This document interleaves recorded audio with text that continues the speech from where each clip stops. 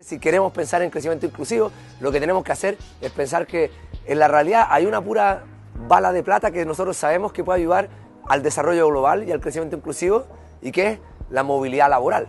Porque hay algo que la gente no se da cuenta, porque la mayoría de las personas son locales, pero es que el derecho a trabajar no es un derecho universal. A ti te tienen que dar permiso para trabajar en la mayoría del mundo, excepto en el país donde tú naciste.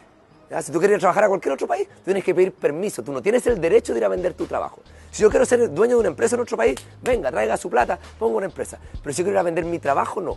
¿Sí? Y es una distorsión muy importante, y todos los estimados de toda la gente que ha estudiado desarrollo dicen, bueno, si realmente quisiéramos doblar el PIB del mundo, bueno, en un periodo más o menos corto, si rompiéramos estas barreras, obviamente ese PIB crecería.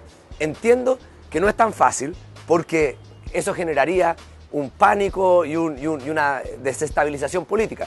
Pero por ahí va el camino, y la pregunta es cómo ir abriendo esta olla de presión de a poquito.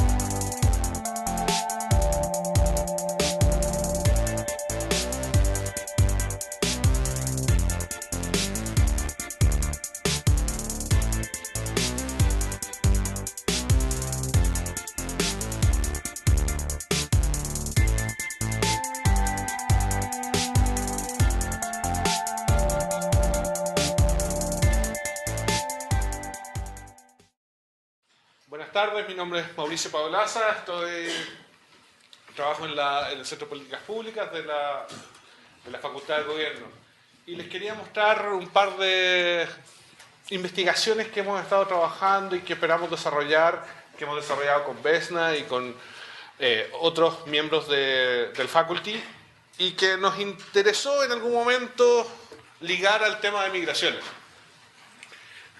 La estructura de esta presentación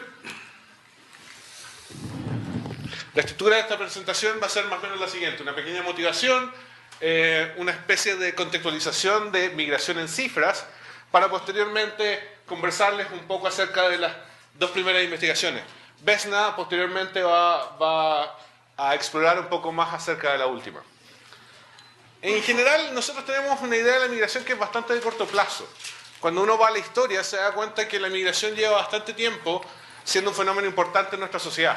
Ese es un párrafo, con errores de ortografía incluso, que viene del censo de principios de siglo, del siglo pasado, en el cual se veía un interés por capturar esas olas migratorias y que pudieran venir a Chile. ¿Qué ha ocurrido? También como parte del contexto hoy día, hace pocos días acaba de salir la encuesta CEP, donde había una pregunta sobre los migrantes. Y entre las cosas más interesantes que habían de la percepción de la población sobre los migrantes eran principalmente: los inmigrantes son buenos para la economía, 34% piensa que sí, pero también los inmigrantes les quitan trabajo a los chilenos, 63%. Lo interesante es que cuando uno va y distribuye esto por grupo socioeconómico, se encuentra con pequeñas diferencias. Cuando se les pregunta quiénes están más dispuestos a trabajar, si es que los migrantes realmente están más dispuestos a trabajar que los chilenos, la mayor parte de la población dice que sí. Generalmente lo que vimos en las portadas de los diarios fue solamente esto, la parte negativa. Nos falta ver un poco más, nos falta analizar esos números, empezar a ver cómo se compone esa percepción.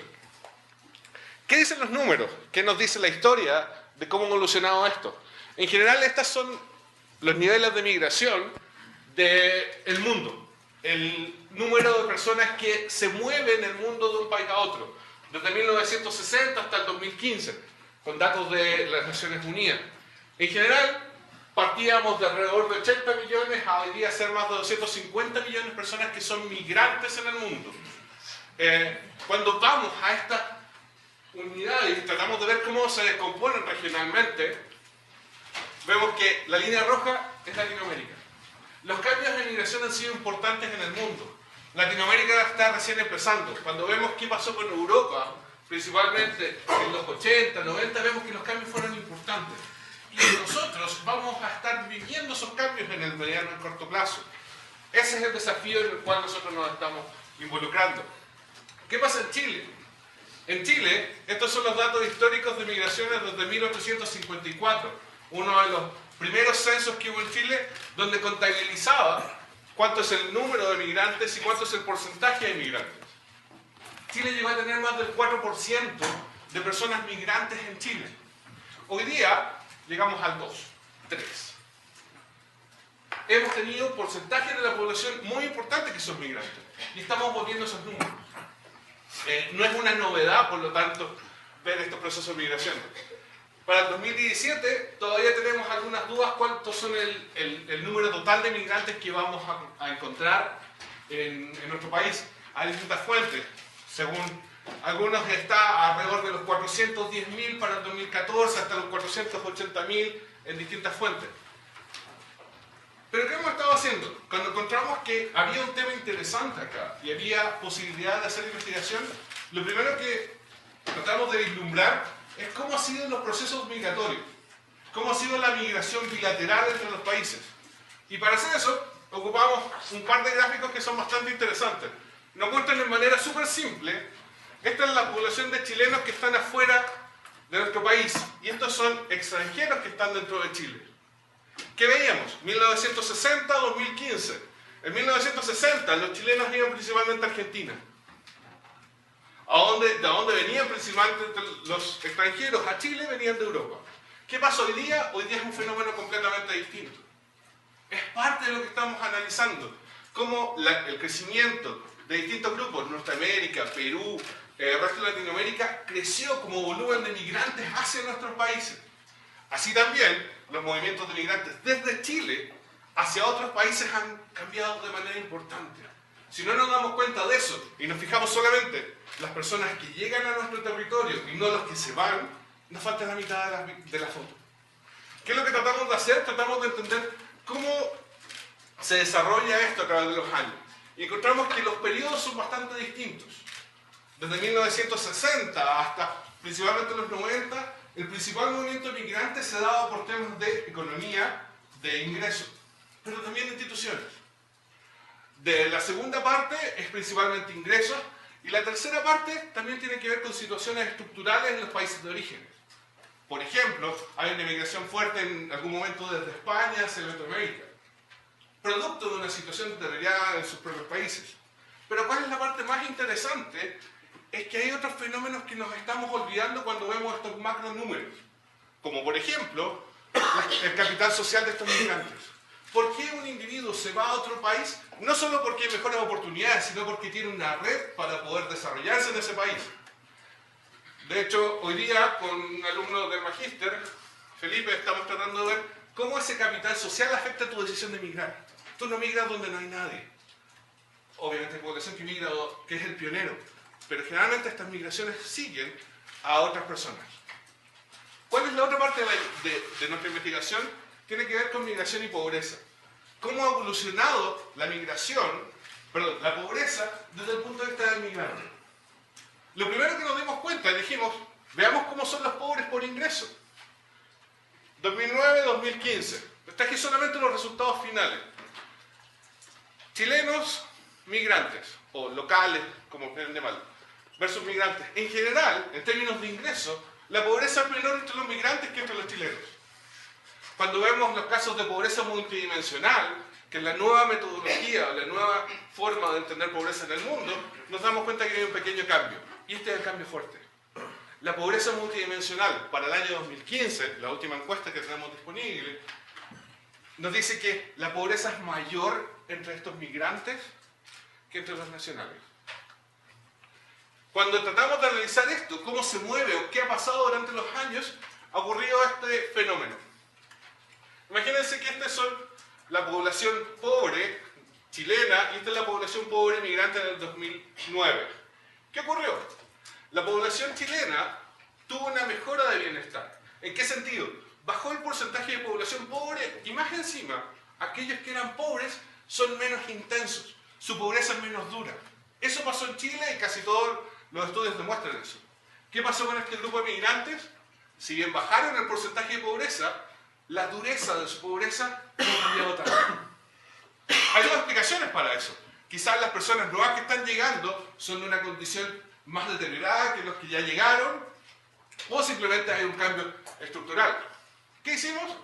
Tratamos de dividir los migrantes entre aquellos que llegaron antes del 2009 y después del 2009. ¿Qué ocurrió con ellos? Generalmente, cuando los comparamos, la pobreza en el 2015 de estos que han estado durante bastante menos tiempo, comparado con aquellos que ya llevan varios años en Chile, la pobreza pasa a ser muy distinta. Estos, los nuevos migrantes, tienen niveles de pobreza más altos que aquellos migrantes que llevan más tiempo. De ahí viene el desafío de política pública. Cuando vemos la distribución de esto, también vemos dónde están esas necesidades que nosotros como sociedad debemos tratar de desarrollar políticas públicas para entenderlas y para perfeccionarlas. En este caso hemos visto que principalmente hay tres áreas críticas en las cuales hemos desarrollado distintos trabajos. Uno tiene que ver con hacinamiento, otro con calidad del empleo, en el cual estamos trabajando en un paper con gente de la Universidad Diego Portales y con Pero, que está por acá. Con salud estamos iniciando un par de proyectos en salud mental. Nuestra universidad tiene un grupo en la Facultad de Medicina que también ha explorado el análisis de salud entre los migrantes. Quizás, para ligar con lo que estamos haciendo también con Vesna, una de las grandes dudas era, ¿y qué pasa con el empleo? El empleo parece ser definitivo en determinar cuáles son las características de nuestra población. Y pensábamos, de manera muy simple, que los nuevos migrantes llegaban a tener trabajos bastante básicos. Pero eso es lo que Vesna les va a contar. No, 5 minutos. 5 minutos, dale. Sigue, termina la historia, termina la Que me historia. sigan así, yo dije, me preocupé. Claro, para, no. ¿Ah? Era buen pase. Buen paso. Sí. No, les cuento un poco más acerca de qué ocurrió con estos cambios en pobreza.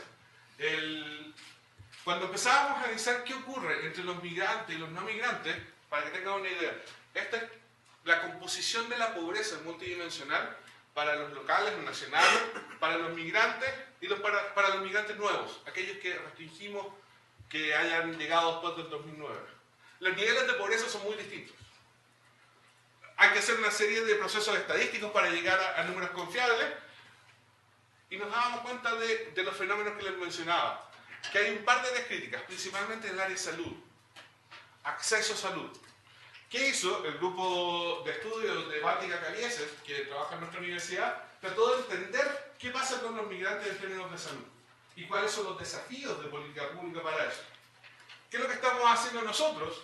En calidad del empleo, estamos tratando de ver qué ocurre en esta área, en este grupo, con esos individuos que si bien tienen un trabajo, es bastante precario. Probablemente no hay contrato. Queremos ver qué ocurre en eso. La única forma de poder entender y poder abordar un problema es teniendo los datos y pudiendo saber fehacientemente qué es lo que ocurre detrás de eso. Y el último que les contaba, el caso del hacinamiento, con también un colega de la facultad, estamos tratando de entender y tratar de localizar geográficamente dónde están esos bolsones de pobreza, dónde están los hacinamientos crónicos, por llamarlo de alguna forma, en la población migrante. Cuando uno entiende dónde están desarrollados, los localiza geográficamente, no solo a nivel de comuna, sino que a nivel de barrio, puede empezar a trabajar con ellos. Es ahí una de las grandes necesidades que tenemos. Hemos estado trabajando con los censos anteriores, hasta el 2012. Ahora tenemos que de nuevo actualizar en base a la información que tengamos. Se necesita una política, no me voy a meter en política mejor, para eso están los expertos, pero que sea para entender qué hacer o empezar a diseñar, ni siquiera empezar a pensar en el desarrollo de políticas públicas. Lo primero es que entender los datos, qué nos están diciendo, qué nos están comentando y qué nos están reflejando acerca de estas realidades. Como les decía, en términos de empleo, es la gran duda que tenemos y es parte de lo que hemos estado realizando también con Vesna. Ahí voy. Ahora sí. Muchas gracias, Mauricio. Ahora Vesna ocupará sus 15 minutos.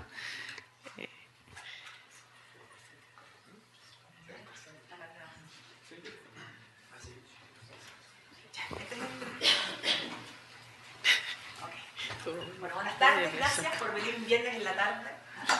De verdad es de apasionar el tema tanto como a nosotros. Yo soy, como dicen los países, latecomers en temas de migraciones. Yo soy un latecomer en temas de migraciones, porque nuestro tema fuerte en la facultad, ¿cierto?, es el emprendimiento, y eso es lo que venimos estudiando hace muchos años. Y el vínculo entre migraciones y emprendimiento es un vínculo que está, como les voy a contar, ha sido desarrollado en la literatura, pero sobre todo en los países más desarrollados. Y la pregunta desde Chile es decir, bueno, ¿qué está pasando con el emprendimiento y con los emprendedores migrantes en Chile? Entonces, como les contaba, este vínculo ha sido explotado y está en la literatura, ya en una línea de estudio, emprendimiento y migraciones. De hecho, en la última conferencia que fui, entré a la sesión de migraciones y emprendimiento. Lo que estaban viendo ahora era el tema de refugiados y emprendimiento, que también es un tema súper interesante. Porque el emprendimiento también es una herramienta y una forma de integrarse, una herramienta de integración. Entonces, principalmente el debate está sobre los beneficios que tiene la inmigración en los países de destino, ¿ya? Nosotros sabemos y reconocemos, ¿cierto?, que las migraciones son un fenómeno dinámico, es un flujo dinámico, y un país que es un país receptor, ¿cierto?, también es un país de paso o un país de origen, ¿ya? Nosotros en este estudio nos estamos enfocando en Chile como un país receptor, por eso hablamos de migraciones e inmigraciones, estamos hablando de inmigraciones en Chile. Entonces, la llegada de personas extranjeras levanta preguntas, levanta ansiedad también, ¿cierto? ¿Y cuáles son los efectos que tiene el mercado laboral? ¿Cómo va cambiando la cultura? Ahora que estamos en época de elecciones, ¿qué pasa con las elecciones? O sea, genera muchas preguntas, ¿cierto? Entonces, entre las muchas formas en que las personas inmigrantes pueden contribuir al desarrollo de un país, está el emprendimiento, ¿ya? Y esto va en general apoyado por la opinión pública en Chile. Tú mostrabas, ¿cierto?, un estudio, o sea, una encuesta, Mauricio, y nosotros vemos que en la misma encuesta, el 58% de los chilenos está de acuerdo con que los inmigrantes extranjeros son una oportunidad de desarrollo y productividad para el país. Ya está la encuesta pública acá. En los países desarrollados, ¿qué es lo que se observa? Se observa que los inmigrantes tienden a estar están sobre representados en las categorías de autoempleo, ¿ya?, y dueños de empresas. Esa es habitualmente la forma en que se catalogan en las encuestas en general, ¿ya? Propietarios, patrones y empleadores, ese es el término, que es distinto a emprendimiento. Ya vamos a hacer la diferencia, ¿ya? Por ejemplo, en la Unión Europea, la tasa de emprendedores inmigrantes son los emprendedores locales, el año 2011, era mayor a 1, la razón, ¿cierto?, en más de 27 países de la Unión Europea.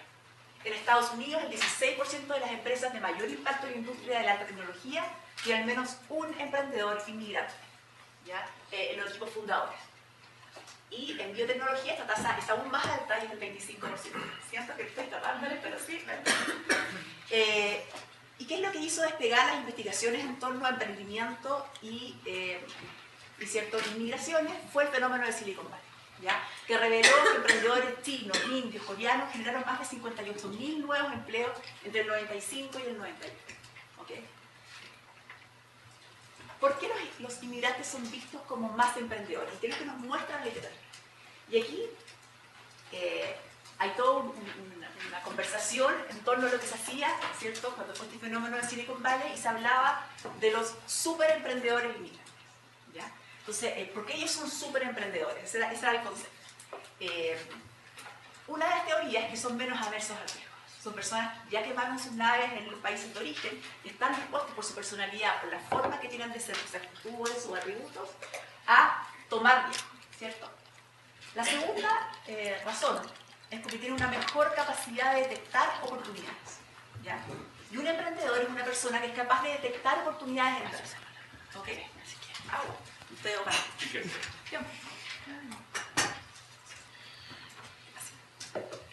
Es una persona que es capaz de detectar una oportunidad en el mercado y explotarla, ¿cierto? Eso es un emprendedor.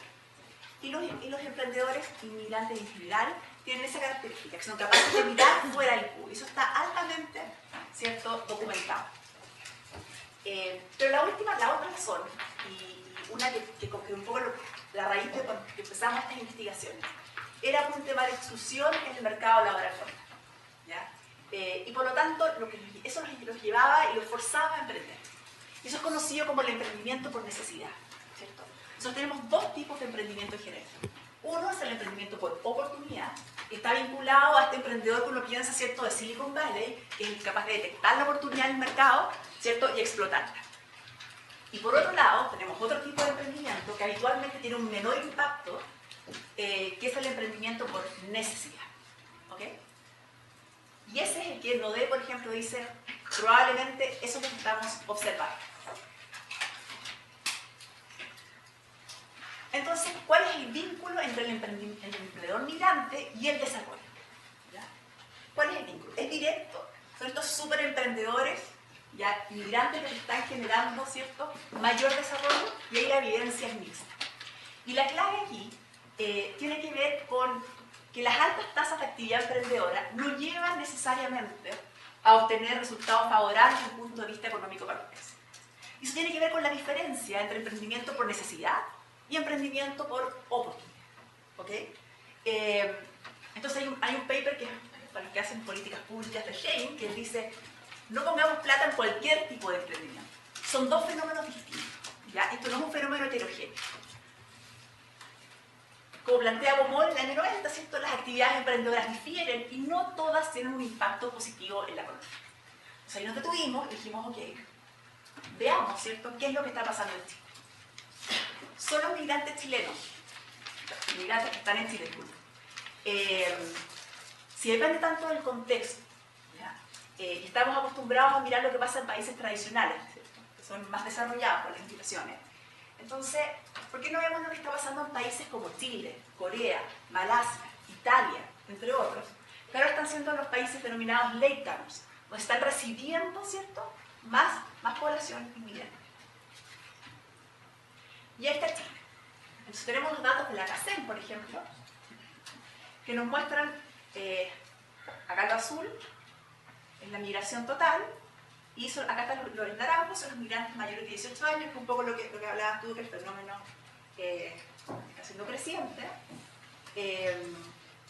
¿Qué pasa en términos de escolaridad? Esto es clave, que es la teoría de capital humano, ¿cierto? Mientras más capital humano, vamos a generar emprendimientos con mayor impacto.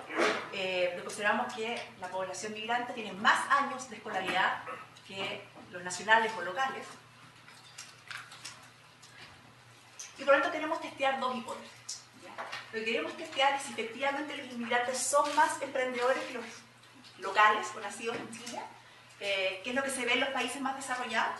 Esa es la primera pregunta. Y la segunda pregunta tenía que ver con este vínculo entre desarrollo y emprendimiento. Y lo que queríamos ver si se aumentaba la probabilidad de ser, ¿cierto?, emprendedores por oportunidad o por necesidad, ¿ya? ¿Qué datos usamos? Y aquí lo que nosotros usamos son los datos del Global Entrepreneurship Monitor, ¿ya?, que nos indican cuál es la actividad, que monitorea la actividad emprendedora a nivel mundial. En el caso de Chile, a nivel mundial, en 2016, se hizo un módulo especial sobre migraciones y emprendimiento transnacional. Y lo que acá tenemos es información del individuo sobre sus atributos personales hacia el emprendimiento y sus atributos emprendedores. Ahí les voy a mostrar un poco lo que es. ¿Por qué usar esta base de datos y no otra? Bueno, primero porque la hacemos acá, en la Universidad del Desarrollo, ¿cierto? Trabajamos con estos datos, pero además hay una cosa clara. Aquí efectivamente lo que estamos midiendo es la actividad emprendedora en etapas iniciales. O sea, la probabilidad de que alguien, ¿cierto?, tenga un emprendimiento de menos de 3,5 años. lo que nos muestra la CACEM, por ejemplo, son propietarios, son dueños de empresas que nosotros no sabemos, o autoempleados que no sabemos, ¿cierto?, cuánto tiempo llevan su emprendimiento y por lo tanto si son emprendedores o no. Capaz que estemos viendo empresas que llevan mucho tiempo y que ya son empresarios consolidados. ¿Okay? Entonces lo que hacemos es controlar las condiciones de contexto emprendedor a nivel regional y calculamos esta probabilidad de emprender. Esa es un poco la idea del trabajo. Los datos que tenemos, bueno, son del año 2016, tenemos una muestra de 6.200 individuos y 2,66% de la muestra corresponde a migrantes. Y el 2% de la muestra corresponde a una segunda generación de migrantes, que también es una pregunta interesante y también intentamos responder ese fenómeno distinto. Estadística descriptiva, voy a seguir por acá. Entonces, acá les cuento, lo que nosotros hacemos tenemos atributos genéricos, tenemos atributos del emprendedor y tenemos la zona geográfica. Atributos genéricos, habitualmente, estas son las variables que explican en general la probabilidad de que alguien, ¿cierto?, comience una actividad emprendedora. El género es una de ellas, la edad, ¿cierto?, los estudios universitarios, y estos son los atributos emprendedores que me encantaría tener una imagen esa porque tiene que ver con las redes y con los emprendedores, la percepción de oportunidades que hay en el mercado, la autoeficacia, qué tan capaz me siento yo de desarrollar una actividad emprendedora en medio al fracaso. ¿Okay? Y aquí tenemos una tabla donde no se entiende nada, pues es la típica idea, ¿cierto? Pero no, ahí están los atributos genéricos, ahí están los atributos de los emprendedores, ¿ya? Y lo que nosotros observamos es que efectivamente, controlando por todos estos factores, o sea, aislando el efecto de ser migrante, lo que nosotros obtenemos es que ser inmigrante aumenta la probabilidad de realizar una actividad emprendedora, ¿ok?, en etapas iniciales. Nosotros dijimos, bueno, pero esto puede ser porque el mercado laboral está poco desarrollado, no los está incorporando, entonces no les queda otra que emprender. Y no, lo que nos sale es que es el emprendimiento por oportunidad el que es significativo y positivo, no el emprendimiento por necesidad. Ese no nos sale con estrellitas, ese no es significativo, ¿ok? Entonces, ahí está. Y luego, la segunda generación de migrantes, lo que vemos es que no tiene efecto esa condición sobre la probabilidad de emprender. ¿Ok? Controlando por todo, esa condición de segunda generación no es significativa. Comentario final. La probabilidad de emprender aumenta en la medida que el individuo es inmigrante, en línea con lo que se observa en los países desarrollados. Eso es un hecho. Los inmigrantes tendrán una mayor probabilidad de emprender por oportunidad. El emprendimiento por necesidad no resulta significativo. ¿Ya? Esto nos hace pensar de que efectivamente hay sustento entre este vínculo entre emprendimiento y desarrollo en Chile. ¿Ya?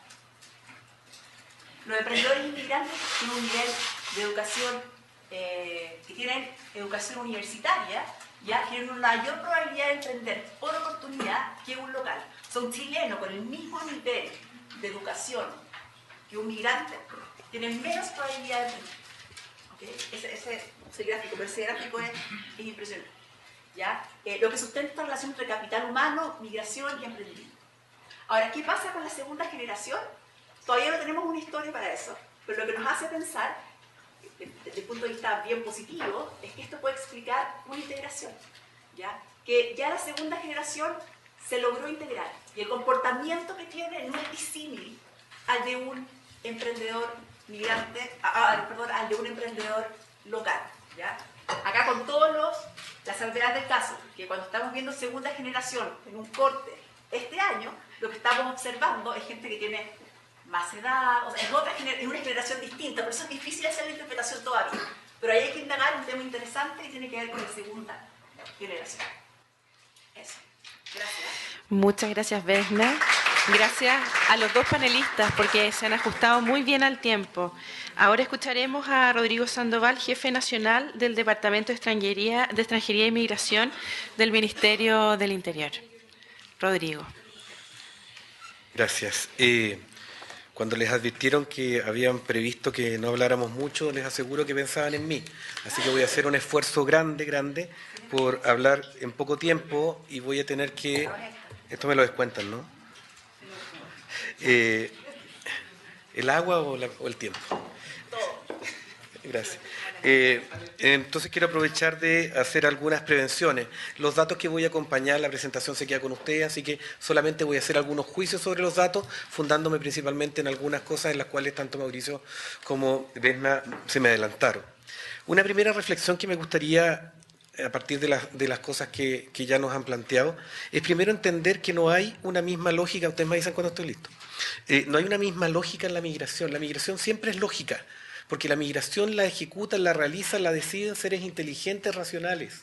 Y por lo tanto no es una masa uniforme ni es un virus. No es que cuando yo abro una puerta se va a llenar de migrantes el lugar donde abro la puerta. ¿Ya? Existen procesos reflexivos, racionales, y por lo tanto lo primero que uno tiene que entender es que la migración no es siempre la misma. En segundo lugar, está determinada por los destinos, también por los orígenes y también por el tiempo. En un mismo lugar, el flujo migratorio chileno-peruano es muy distinto en este siglo de lo que era el siglo anterior, ni hablar de comienzos del siglo en que por trampa del offside, señor cónsul, ¿cómo está? En que por trampa del offside todos los peruanos y bolivianos que vivían en los territorios anexados pasaron a ser chilenos por obra de el fin del conflicto, ¿ya? Una segunda reflexión es que existe una cuestión bien grave que tiene que ver con la ausencia de información en materia migratoria. Muchas de las conclusiones que nosotros hoy día obtenemos analizando los datos disponibles seguramente están malos. Y están malos no por un problema del estudio, sino que están malos porque Chile carece de matrices de información pública suficientes como para hacer conclusiones, yo diría, certeras sobre una serie de fenómenos sociales en general y sobre la migración en particular. Solamente un dato. ¿Cuántos extranjeros hay en Chile? Nadie lo sabe. Y lo más probable es que después del censo aún nadie lo sepa con certeza. Porque, y les doy un dato, a diferencia de lo que pasa con países como por ejemplo España, que España tiene, por un tema de cobertura social, las personas más allá de su situación migratoria pueden acceder a un sistema de enrolamiento en los ayuntamientos, y con el control que uno tiene de ese sistema de enrolamiento, uno sabe de verdad cuántos extranjeros hay, más allá que estén regulares o no. En Chile todas las fuentes, salvo el censo, que permiten estimar cantidad de residentes, son todas vinculadas a la cantidad de trámites que se hacen o a herramientas como la CACEN, que tiene severos cuestionamientos respecto al uso que se le puede dar respecto a poblaciones minoritarias, como son capacidades distintas, pueblos originarios y lo que sucede con la población migrante. Ustedes bien saben que el marco muestral que se hace es una apuesta, y esa apuesta puede ser buena o puede ser mala. Por lo tanto, si yo me equivoco en la apuesta, extrapolo, sobredimensiono o subdimensiono determinadas variables. Lo que pasó con la población Rapanui alguna vez, que apareció que en Las Condes había más Rapanui que en Isla de Pascua, simplemente porque en el marco muestral aparecieron 2 o 3 familias que no estaban consideradas en esa muestra.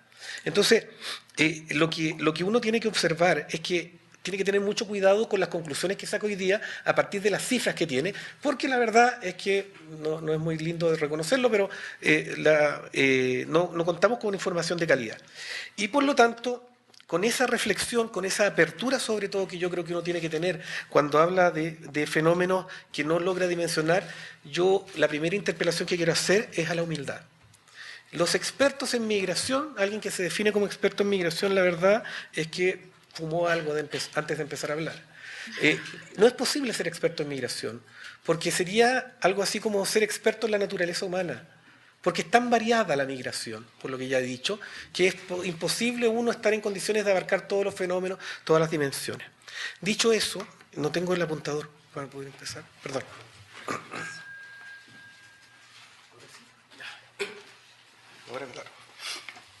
Dicho eso, vamos a partir reconociendo que existe una lógica hoy día en la ley. Ustedes, a todas las personas con las que escuchen, les van a decir que el decreto ley 1094 es la herramienta más nefasta en materia de gestión migratoria que existe y le van a echar la culpa de todos los males.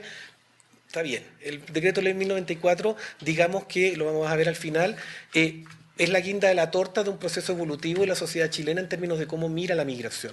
Pero el decreto ley 1094 es una ley y, como todas las leyes, no necesariamente da cuenta de la conciencia social y tampoco la moldea. Así que vamos a ver hasta qué punto es el decreto ley el responsable. Lo importante es que el decreto ley mira la migración como una amenaza, adscribe la doctrina de seguridad nacional y todas esas cantinelas que van a escuchar regularmente. Pero son ciertas, lo cierto es que eso es lo que hay. Hoy día nosotros tenemos una migración, como ya lo dijeron, no voy a anticipar, solamente voy a dejar una cifra. Hoy día, a diferencia de la migración histórica, tradicional, que nosotros generalmente estudiábamos, hoy día 3 de cada 4 extranjeros son latinoamericanos. Y esto es importante por 2 razones. Primero, porque es un origen distinto, son personas que hablan el mismo idioma por regla general y por lo tanto se relacionan directamente con nosotros. Y además otra cuestión muy particular, la migración más moderna, la migración desde los 90 a la fecha, es una migración que viene a lugares que ya están centros urbanos consolidados. No viene a construir ni a crear ciudades. Por lo tanto, los desafíos de integración uno podría más bien asociarlos a la migración nueva que a la migración histórica. No voy a hacer referencia respecto a cómo se solucionaban los problemas de integración en esos ejercicios de colonización. Pero hoy día lo que uno observa es que se produce ese conflicto. Tenemos un perfil migratorio que es un perfil migratorio que uno podría decir bastante deseable. Si ustedes a Angela Merkel le dicen, oiga, los migrantes que le estoy ofreciendo son los del perfil que está llegando a Chile, Angela Merkel les va a decir, ¿dónde firmo? De verdad nosotros tenemos un migrante que tiene un gran potencial de desarrollo, de colaboración, habla el mismo idioma, no tenemos diferencias religiosas relevantes, por lo tanto es una migración atractiva desde el punto de vista del potencial hacia el desarrollo o del aporte al desarrollo que puede hacer. Sin embargo, la migración, como la entendemos conceptualmente, es una cuestión que uno miraba con una lógica excepcional. Cuando los más viejos, justo nos tocó estar en la bancada, digamos, pero nosotros cuando teníamos un compañero extranjero lo llegábamos contando a la casa. Era una novedad. Pero hoy día no es gracia. La gran mayoría de ustedes durante toda su vida han convivido con personas extranjeras. Por lo tanto, la migración dejó de ser una excepción, y dejó de ser una excepción simplemente porque hoy día en el plan de vida de cada vez mayor cantidad de gente está la posibilidad de vivir por un tiempo más o menos determinado fuera del lugar en donde le tocó nacer. Y además una serie de factores que no los voy a detallar, pero hoy día las relaciones internacionales determinan la movilidad. Antes, cuando uno hablaba de cooperación con Perú, lo fusilaban. Hoy día la cooperación es un verbo presente en las relaciones entre Estados, y por lo tanto eso también incide en la migración. El valor del capital humano, hoy día lo que cuesta mi trabajo es más de lo que cuesta la infraestructura asociada a él. Por lo tanto, hay una serie de factores que hacen que la movilidad de las personas cambie en la realidad que nosotros la conocíamos históricamente. Y como a mí me gusta decirlo de esta forma, si ustedes ven el diccionario de la Real Academia, van a ver que migración es un hecho, es una circunstancia del cambio de lugar. En cambio, cuando ustedes ven movilidad, lo define como una aptitud. Y a mí me parece que esa diferencia semántica es bastante interesante desde el punto de vista como uno debe ver esto. En lugar de un hecho, algo que nos pasa, la movilidad se transforma entonces en una oportunidad, en algo que podemos gestionar, que nos puede servir, pero como toda oportunidad puede ser bien o mal aprovechada. Y por lo tanto, la lógica que había antes de migración, que era una migración binaria, había países solamente de origen y de destino. Hoy día todos los países son de origen, tránsito, de destino. Antes uno migraba por una vez, las personas migraban 2 veces en toda la vida. Hoy día hay personas que uno les dice, déjate timbrar el pasaporte. ¿Ya? Es decir, de verdad, la movilidad se está transformando en una regla permanente. Entonces, hoy día tenemos lógicas de mediano, largo plazo, corto plazo, ni hablar de las expatriaciones, lógicas de migración circular. Los derechos hoy día, antes era muy claro cuando nosotros hablamos del acceso a derechos, si los derechos eran un patrimonio de los nacionales y si los extranjeros eran una especie de segunda persona dentro de las sociedades. Y la verdad es que uno debe preguntarse hasta qué punto eso es muy inteligente. Yo siempre pongo el mismo ejemplo. Una persona enferma de tuberculosis, ¿es muy inteligente para el Estado privarle del tratamiento sanitario porque no tiene sus documentos en regla desde el punto de vista migratorio? Una persona con enfermedades mentales, ¿no la voy a tratar con el peligro que puede significar una persona de esas características en el medio donde se desenvuelve? ¿No la voy a tratar porque no tiene visa al día? Entonces, en la medida que pasa el tiempo y en la medida que la migración se va haciendo más frecuente, nos obliga a diluir algunos conceptos que antes eran bastante rígidos. El término de la pertenencia. ¿Quiénes son chilenos? Los nativos, los chilenos. Bueno, y ni les cuento de los videos que han salido en estos días, a ver si alguno vibra como esos haitianos que están. Entonces, uno ve los distintos factores que ¿cómo uno sabe qué persona es parte de la sociedad chilena? Primero, por quién contribuye. Y la verdad es que por las cifras que están viendo ustedes. Pero me estás descontando el arreglo de la PPT. Eso me parece injusto. Sí, no discutas con un abogado. Bueno, Entonces, hoy día, tanto en términos de contribución como de participación, como de sentirse parte, es bien relativo si los migrantes son tan ajenos a la sociedad chilena o no. Por lo tanto, lo que nosotros invitamos, en lugar de hablar de nacionales y extranjeros, empecemos a hablar de situación como una situación definida, absoluta o eterna, hablemos de personas en situación de migración.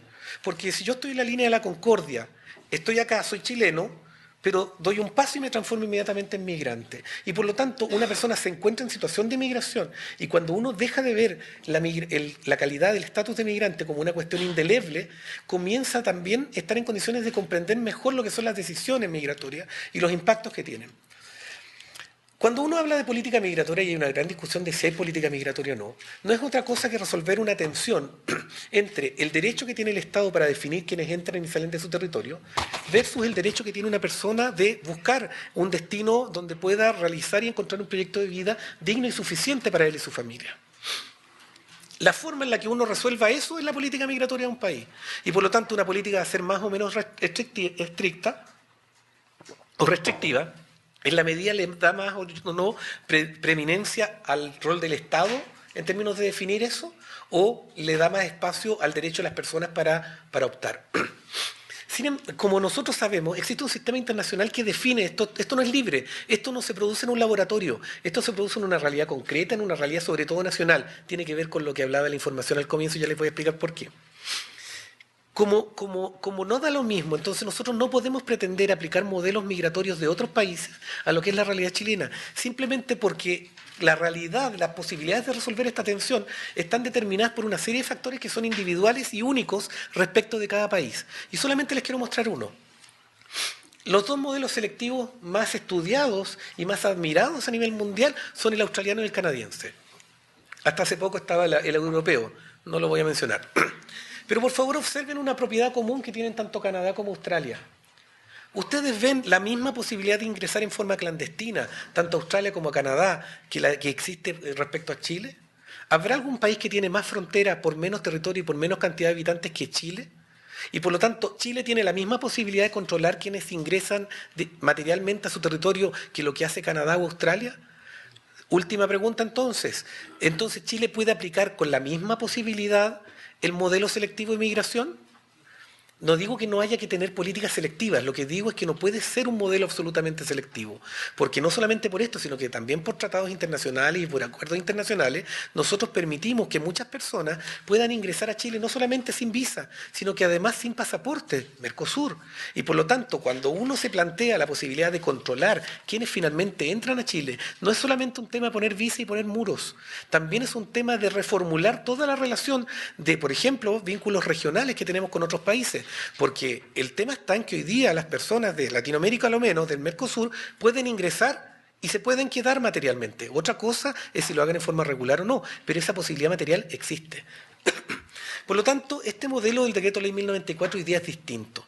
Y la interpelación que a mí me gustaría hacer, me estoy tratando de apurar lo más que puedo, es que esta respuesta que el Estado de Chile debe dar en materia migratoria no debe seguir los vicios que hasta el momento han seguido muchas de nuestras políticas públicas y particularmente las que me ha tocado investigar en materia de migración.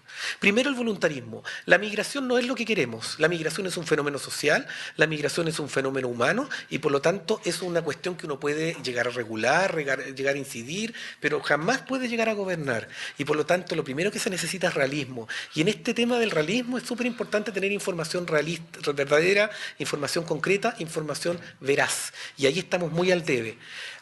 Ayer estuve con Miguel en una presentación de unos datos de la OIT y resulta que muchos de los datos que aparecen promediados ahí a nosotros no nos hacen sentido. No nos hacen sentido simplemente porque las migraciones van variando en el tiempo y el corte, si no me equivoco, era 2015, ¿no? Y por lo tanto no se hacían... 2013, y no se hacían cargo ni de la migración colombiana, ni de la migración haitiana. ¿Ah? Sí. Por lo tanto, no nos sirven esos datos. No voy a saltar esto. Y lo otro, el tema de la imposición. olvídense que Chile va a poder gestionar su migración desde las fronteras hacia adentro. Si nosotros no empezamos a conversar con Brasil, no empezamos a conversar con Argentina, no vamos a ser capaces de modificar los patrones migratorios, porque las personas toman una decisión en Puerto Príncipe, tienen una historia y llegan hacia Chile. Y es en ese tránsito en donde se determina el tipo y las condiciones de migración que van a tener en el territorio. Si nosotros pensamos que eso sucede desde la frontera hacia adentro, nos vamos a encontrar con una situación ya absolutamente sobrepasada. Voy avanzando. Un dato solamente. Chile tiene tasas demográficas bajas, pero la pregunta que la gente nos hace es ¿y qué? ¿Qué problema hay en que haya tasas demográficas? Primero, un país necesita capacidad productiva, y esa capacidad productiva, hasta que no hagamos el cambio de la matriz productiva en Chile, va a seguir dependiendo de la cantidad de mano de obra que tengamos. Un estudio de la Fundación Avanza Chile dice que de los cupos laborales que se van a liberar en los próximos 10 años, el 35% alcanza a ser cubierto por la tasa de recambio. Entonces, si nosotros vemos que hoy, en el año 2025, 1 de cada 5, el 2007 era 1 de cada 10, 1 de cada 5 chilenos va a estar por sobre los 65 años. Y si además vemos las jubilaciones con las que se están yendo, la pregunta de oro es ¿quién va a financiar? ¿Quién va a financiar? Hace fisco cada vez más exigido con una tasa de dependencia creciente. Y seguramente los más interesados en eso van a ser aquellos que hoy día discriminan y atacan a la migración, que por su ortografía uno se da cuenta que son personas que lo más probable es que se encuentren en esa tasa de dependencia. Entonces, la pregunta que yo quiero hacer, y con eso voy terminando, es cómo nosotros tomamos decisiones inteligentes en esto. Y solamente 2 láminas que quiero ver con ustedes. Esta es una matriz que nosotros trabajamos y que trata de describir el fenómeno migratorio, desde dónde se produce, desde quiénes intervienen en él y desde cuáles son las regulaciones que uno tiene que hacer al respecto. La migración es un fenómeno trifásico que se determina en el origen, se gestiona en el tránsito y se concluye y se configura finalmente en el destino. Eso sucede en el país de origen, en el país de destino y en la ruta migratoria. Los protagonistas son la sociedad de origen, la sociedad de destino y el migrante. Cada uno con sus intereses, cada uno con sus móviles, cada uno con sus impactos en materia migratoria. Lo que quiero compartir con ustedes es que este ejercicio está regulado de distintas formas. Y cuando nosotros hablamos de extranjería, solamente nos hacemos cargo de la parte intermedia, es decir, los temas administrativos vinculados a la salida del país de origen, al ingreso al país de destino, la residencia del país y la consolidación del estatus migratorio, sea para darle una visa o sea para no darla. Pregunta, ¿dónde está en la normativa chilena facultades, atribuciones y sobre todo responsabilidades en materia de cooperación? ¿Qué es lo que hay que hacer en país de origen? Es decir, de los migrantes que llegan todos los días a nuestra oficina, a razón de 4.000, la gran mayoría son haitianos y no tienen idea que no pueden llegar a trabajar sin permiso a Chile. ¿No hay algo que podemos hacer allá? Y respecto, una vez que ya a la persona le damos la visa, o definitivamente no se la vamos a dar, ¿no hay algo que cambie? Es decir, ¿basta con la visa? ¿Se le acabó el problema al extranjero? ¿O vamos a tener que ver cómo está el tema de reconocimiento de los estudios de los hijos? Veamos si le van a dar cuenta corriente, si le van a contratar el cable, si le van a reconocer sus títulos profesionales. Lo que quiero decir es que aquí hay un vacío, y con esto termino. Y este vacío está vinculado al tema legislativo. Hay un montón de herramientas que después se las puedo mandar en el paper, pero lo que quiero decirle es esto. Es verdad que la ley, el decreto ley 1094 es nefasto, como quieran. Incluso para las personas que pueden haber estado de acuerdo en su época con su instauración, hoy día reconocen que está obsoleto y todo. Pero lo que ustedes tienen ahí es la evolución legislativa de las normas de materia migratoria de Chile. Y si ustedes observan todas las normas, o han mandado a la gente a trabajar, o la han mandado a colonizar donde no queremos, o, miren esto, o la tienen como una contribución al mejoramiento biológico de la raza chilena. Esta es la realidad chilena en materia migratoria. Por lo tanto, uno concluye que la normativa, la sociedad chilena, mira la migración como una herramienta para poblar, para blanquear o para producir. Entonces, podemos cambiar la ley, podemos cambiar la normativa, pero lo único que no va a cambiar es la mentalidad. Y por lo tanto, la apuesta yo creo que hay que hacerla en educación.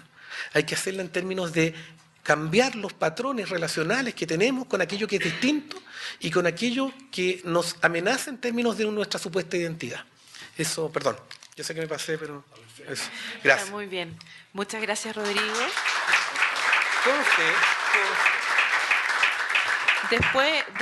Después de que escuchemos a Miguel Jaksic, vamos a tener una ronda de discusión que va a ser moderada por Cristian Larroulé. O sea, esto no termina con la presentación de Miguel, que es director nacional del Servicio Jesuita de Migrantes.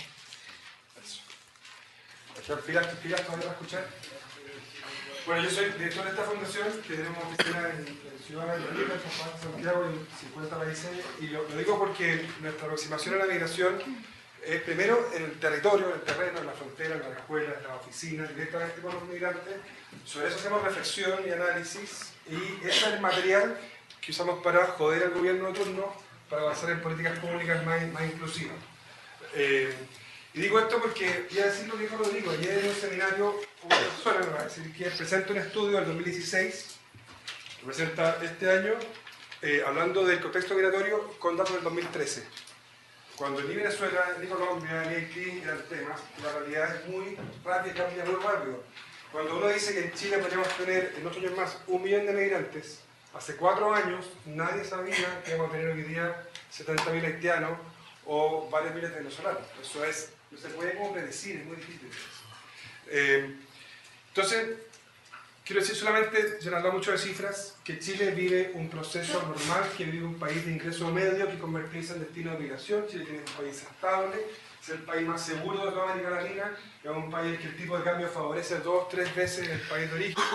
Un migrante que tiene un sueldo que manda 100 lucas a Colombia, a Perú o a Bolivia, rinde 2 o 3 veces el sueldo mínimo. Hoy día en Venezuela son $8. Imagínense cuánto rinde 100 pesos, en Haití rinde 5 veces. Es decir, Chile va a recibir migración mientras sea un país estable, un país seguro y un país que hay empleo por lo menos. Ya decía todo eso, de dónde vienen los migrantes. Si ustedes se acuerdan, por ahí por noviembre o diciembre, de un día para otro, se instaló el debate en los medios, ¿se acuerdan? Con mucha fuerza el debate migratorio. Para quienes trabajamos en esto nos sorprendió que de un día para otro la prensa estuviera tan preocupada. Hubo muchas entrevistas, muchos artículos, muchas notas, y quedó como en carpeta, en agenda. Y uno se encuentra como que el debate se dio en términos como dicotómicos. ¿La migración es una oportunidad o es un problema para Chile? ¿El migrante es un aporte o es un delincuente? ¿Hace falta una frontera, una política de puertas abiertas o puertas cerradas? Una mirada política y ética dicotómica y polarizada que ciertamente es un poquito infantil y no responde a la realidad. Entonces hay quienes ven la migración desde el punto de vista de la seguridad, es un problema que hay que detener. Hay quienes ven esto como una oportunidad para el crecimiento de Chile, y hay quienes piensan que aquí está hablando de personas, que son sujetos de derechos humanos como todas las personas. Y entonces el enfoque instrumental, y lo digo por esa pregunta que ¿es la migración una oportunidad para Chile o no? Es una buena pregunta. Yo creo que sí es una oportunidad, y se ha dicho aquí de muchas maneras. En un país en que la natalidad va a la baja, en que son más emprendedores por ser migrantes, en que hay innovación. Ricardo Hausmann, un economista venezolano de Harvard, decía, provocativamente el año pasado, que Chile no crece porque está lleno de chilenos, como diciendo falta diversidad en nuestro país. Ciertamente es una oportunidad. El problema de ver al migrante como una oportunidad es que es muy fácil terminar instrumentalizando a las personas. Para todos aquellos que arriendan piezas en CIDES a 200 lucas mensuales, una pieza que comparte una familia, en una casa donde hay 15 o 20 piezas, con un baño y una cocina, que la realidad de Chile, ciertamente es una oportunidad. Para que se aproveche de la irregularidad, para tener trabajando un migrante de lunes a domingo con salarios bajos, ciertamente es una oportunidad. En Arica, nuestra oficina está frente al terminal de buses. Entonces hay mucha migración circular que viene de Perú y Bolivia, que viene por unos días, por la semana, a trabajar informalmente en los valles de Zapa, de Utah, o en la construcción, o en las mujeres en los servicios. Entonces, una de la mañana, al terminal de buses tempranito, ustedes se asoman ahí y van a ver que llegan las combis a buscar migrantes. A las 5 a los valles, a las 7 a la construcción, a las 9 a los servicios. Trabajo informal e irregular. Y tipo 6 vuelven al terminal. Y a esa hora es muy común ver a carabineros que se pasea haciendo cierto control de identidad a los migrantes. La pregunta que está detrás es como, queremos tu mano de obra, pero no te queremos aquí. Y entonces, cuando un político dice, queremos abrir las puertas al que es un aporte, yo me pregunto, ¿qué está pensando cuando dice un aporte? ¿Qué tiene como, cuál es su ideario de aporte? Probablemente, yo creo, esto es un prejuicio, está pensando en alguien muy educado, muy calificado, ojalá bien blanco, y si viene a Europa, mejor. Ese es el aporte, ¿no? Ese es el aporte. Y entonces, sin querer, vamos usando sesgos sutiles, como dice, pueden buscarlo en la literatura, o discriminaciones no intencionales que nos hacen querer elegir a unas personas desde otras. Y si alguno de ustedes tiene un hijo con una discapacidad severa, o un hermano o un sobrino, y su hijo nunca va a ser profesional, usted tiene que acostarlo, vestirlo, levantarlo y alimentarlo. ¿Su hijo es un aporte o no es un aporte? ¿Su hijo vale o no vale? ¿Por qué vale?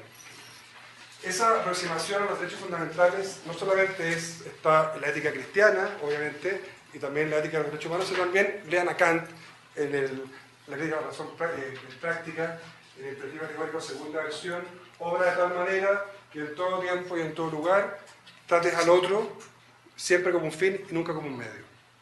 La aproximación a la migración como una oportunidad puede convertir a las personas migrantes en medios y no en fines. Lo digo para tener ojo con eso, sabiendo que de todas maneras es una oportunidad que nos va a hacer bien a todos. Lo segundo es que, ya lo decía Rodrigo, yo esto lo aprendí trabajando en el muro de Estados Unidos que construyó Clinton. Obama es el que más ha deportado migrantes, 60.000 migrantes del segundo gobierno, y Trump lo que hace es hacer una retórica política para captar el voto frustrado y ganar la elección, ¿no es cierto? Bueno, entonces este es el muro de 6 metros. A este lado tenemos nosotros, y jesuitas, tenemos un comedor para deportados, que deportaban de noche, vestidos con overol, en filas como si fueran así animales, deportados que llevaban un día, habían cruzado el muro, una semana, 15 días, 30 años en Estados Unidos. Y trabajando ahí, aprendí que ese muro, ni el Border Patrol, ni las cámaras, ni las policías detenían la migración, la gente seguía migrando igual.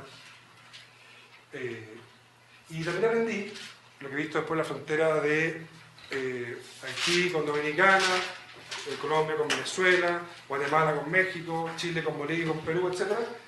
Aprendí que el que controla la migración, si que se controla, no es la policía, no es la cantidad de plata que el Estado invierte en la frontera, sino que son las mafias, que ven aquí el tercer negocio ilícito más lucrativo del mundo, después de las armas y las drogas. Y entonces ven aquí la oportunidad de nuevo para hacerse ricos y muy ricos. Y entonces uno veía aquí las mafias que cobraban el peaje, primero, y luego los coyotes que te hacían cruzar por arriba del muro de noche. Y ahora hay una nueva ruta, que va a ser empezando, a Estados Unidos, que es de la costa oeste, en botes, de noche hacia California. Como van de noche, el migrante no sabe a dónde van y despiertan, amanecen en Baja California, en México, de vuelta, habiendo pagado. Tienen que pagar de nuevo para volver a cruzar. ¿Se acuerdan que el año pasado, por abril, Turquía y la Unión Europea hacen un acuerdo para que los turcos puedan ir sin visa a Europa y que Turquía sea el muro de la migración siria y africana por tierra hacia Europa? ¿Qué pasó con eso? La gente dejó de migrar. Tuvimos 5.000 muertos contados en el Mediterráneo, más los miles que no podemos contar. Cambió la ruta. ¿Qué se hizo rico? Todos quienes venden el viaje en las pateras, estos barcos que llenan de gente, ¿qué es lo que hacen? Un barco viejo, barato, con un motor viejo y barato, con un compás que dice, mire, si usted sigue esta ruta, va a llegar a Lampedusa, a Italia, y como son países han ratificado la Convención de Ginebra, del principio de no devolución, no hay que pisar esa tierra, el país está obligado a devolver a los refugiados. Entonces la gente migra igual, lo que ocurre es que su vida es mucho más vulnerable y las mafias crecen. Eso ocurre hoy día en Chile por la culpa de malas políticas públicas como una visa especial para personas dominicanas, que no tiene ninguna razón de ser, aplicada en el 2012, y si ven las cifras, y esto Rodrigo, de acuerdo conmigo, van a ver que desde el 2012 se aplica la cifra, ha aumentado la expulsión de dominicanos por tráfico, por ingreso irregular a Chile. Y los otros que ingresan a Chile irregularmente son los colombianos afrodescendientes, que por ser negros en la frontera rebotan más. Yo lo vi con mis ojos, bien feroces, en Chacayuta, viniendo de Tacna, en una oficina en Tacna y en Arica, viniendo ahí, escucho la PDI decir, toda la gente de color, fila por acá, y una fila de negros de un lado, por ser. Entonces, malas políticas públicas no resuelven el problema de la migración, sino que lo empeoran. Y esa mentalidad como de que voy a poder controlar la migración, voy a poder frenar la migración, parece ser un absurdo que no funciona. Entonces, ¿qué es lo que ocurre hoy día? Hoy día en Chile un migrante no puede emprender un migrante. Y no puede emprender lícitamente porque la visa está amarrada a un contrato. Entonces, un migrante llega a Chile como turista, sabemos que viene a quedarse a Chile, todos salvo los cubanos y dominicanos, y para poder regularizarse en Chile requiere de un contrato. Cuando el migrante tiene sola estadía, y queda irregular y va a pedir trabajo sin el carnet de identidad y sin el RUT, el empleador, aunque puede hacerlo legalmente, le da miedo hacerlo y no lo hace. Y si lo hace, tiene que esperar 5 meses a que el permiso de trabajo de extranjería vuelva porque está colapsado el sistema. Eso está generando malas políticas públicas en la frontera y malas políticas públicas en la integración de los migrantes. No hace que la gente no migre, está aumentando lo que hemos llamado una irregularidad estructural, es decir, un número creciente de personas que viven en lo invisible, al margen, la informalidad. Y por eso, por ejemplo, en el norte, la cifra, según la CACEN, de migrantes trabajando informalmente, por ejemplo, en Tarapacá es de 28,7 versus 5,5 los chilenos. En Arica, 19,5 versus 11 los chilenos. En Antofagasta, 19 versus 11. La CACEN, ya lo decía, muestra que un migrante está más escolarizado que un chileno, 10,5 años versus, perdón, 12,5 versus 10,8. Y sin embargo, exhibe casi 3 puntos más de pobreza multidimensional. Si está más calificado y es más pobre, ¿dónde está el problema? ¿Está el migrante? ¿O está en que el proceso de inclusión a Chile es moroso y difícil? Entonces, hoy día el proyecto de ley de migraciones que elaboró el equipo de Rodrigo está parado en el Ministerio de Hacienda. Fuimos a ver al subsecretario Micos un tiempo atrás para decirle qué pasaba y nos dijo lo siguiente, cosa que él es economista y ciertamente mucho más inteligente que yo, pero él lo que dijo es que un migrante le cuesta plata a Chile. Es caro tener migrantes.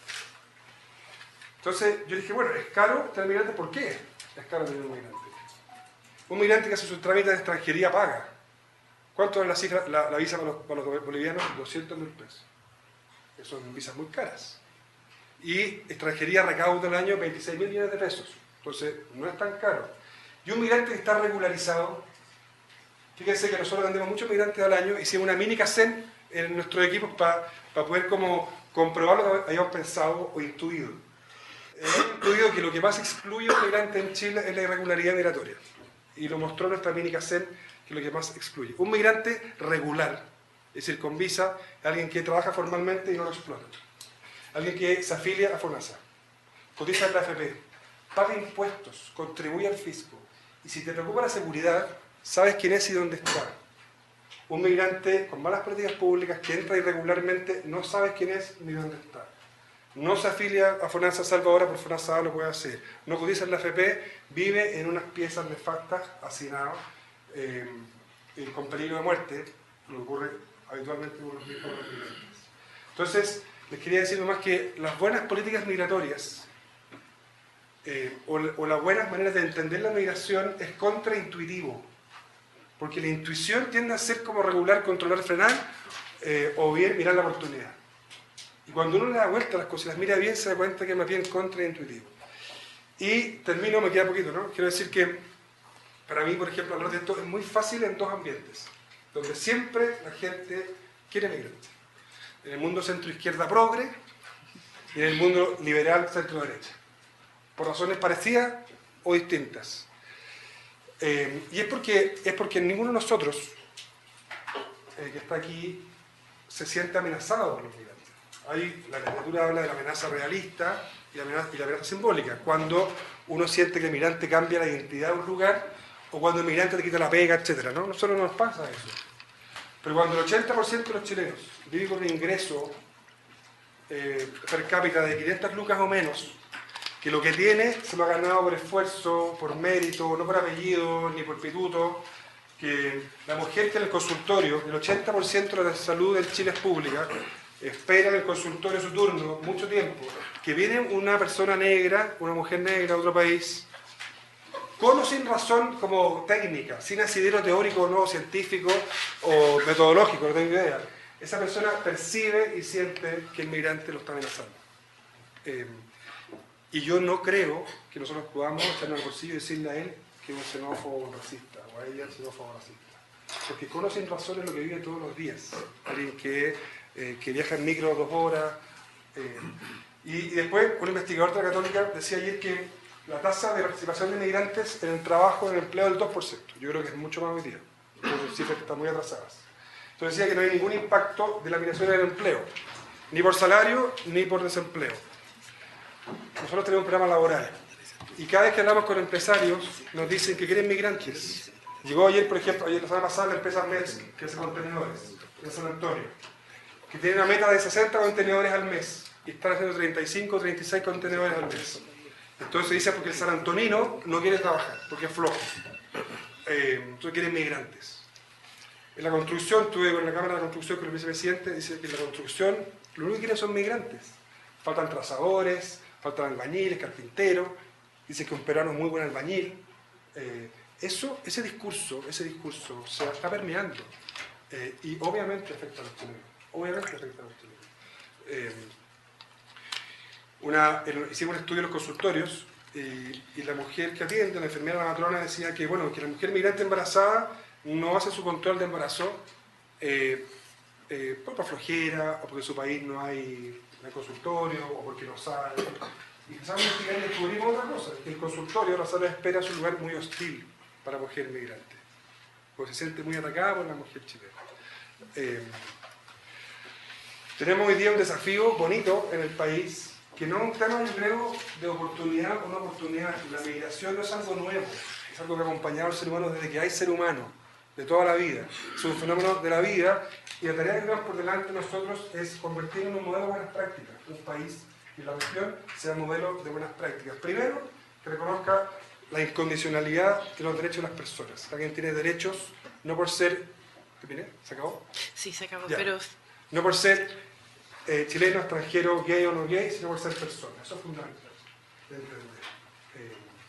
Entonces, no puedes sujetar la visa al contrato porque no puedes sujetar tus derechos al contrato. Un niño se matricula en la escuela, cualquier niño se matricula en la escuela, pero queda fuera de muchos derechos. Lo segundo es que hay que entender, cuando uno legisla, que si uno no atiende a la naturaleza de la migración, cualquier ley que hagamos va a fracasar. La gente va a seguir migrando igual de forma irregular. Y no hace falta una institucionalidad capaz de mirar la migración de un modo articulado y centralizado, porque hoy día eso no existe y la desarticulación del Estado es muy, muy grande. Y eso requiere cierta inversión que yo creo que conviene hacer. Bueno, me da para más, pero voy a quedar ahí. Gracias. Muchas gracias, Miguel. Ahora el presidente del Centro de Políticas Públicas, Cristian Larroulé, moderará lo que sigue de la discusión. Gracias. Bien, muchas gracias. Hay que agradecerle a Rodrigo, a Miguel, a la Vesna y a Mauricio el que hayan hecho estas presentaciones. Lo que voy a hacer yo ahora es organizar, dentro de las restricciones de tiempo que tenemos, un diálogo con ellos, fundamentalmente, y les voy a dar la oportunidad a ustedes, por lo tanto, de hacer preguntas. Sin embargo, no quiero dejar de mencionar lo siguiente. No hay duda de que este es uno de los temas más relevantes desde el punto de vista político, desde el punto de vista social y desde el punto de vista económico que tiene Chile hoy y en su futuro. Por eso es que la universidad ha decidido tomar el tema migrante o migraciones como un tema central de sus actividades de investigación. Alguien lo mencionó al principio, yo lo quiero reiterar. Tenemos un equipo de salud que es un gran equipo investigando sobre esto. Eso tiene una dimensión desde el punto de vista de los derechos de las personas muy relevante en el ámbito específico de la salud. Tenemos un equipo trabajando en la Escuela de Gobierno desde la perspectiva de la pobreza. Yo creo que fue bien interesante. Para algunos no tan sorprendente, pero para otros sí, el hecho de que hasta el momento lo que se conoce es las cifras de pobreza, las cifras de capital humano en materia de migrantes, pero no se conocía tan precisamente este problema de mayores niveles de pobreza multidimensional.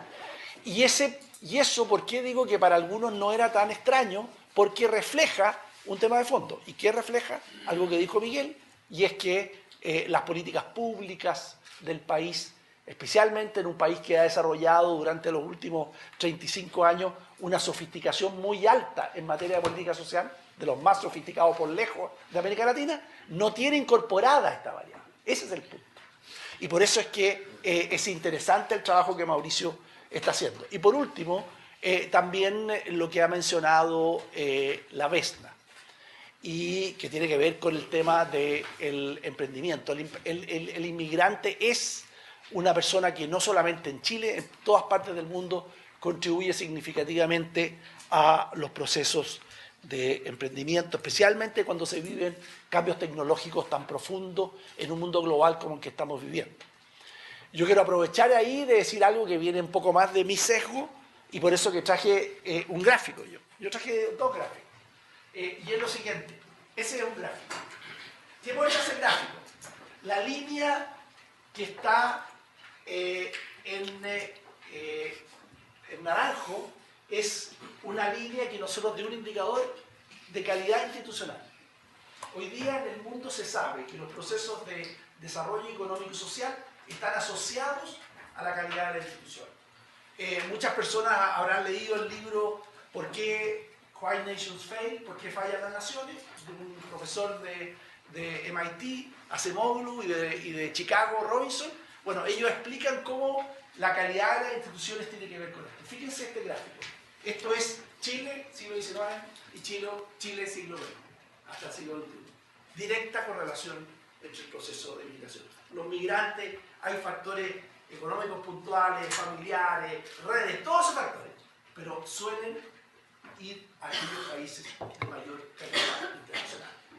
¿Qué es lo que es este indicador en Chile? Es economía abierta, mercados libres, responsabilidad macroeconómica, democracia, Estado de Derecho. Eso es lo que está detrás de ese indicador de calidad institucional de 2 siglos.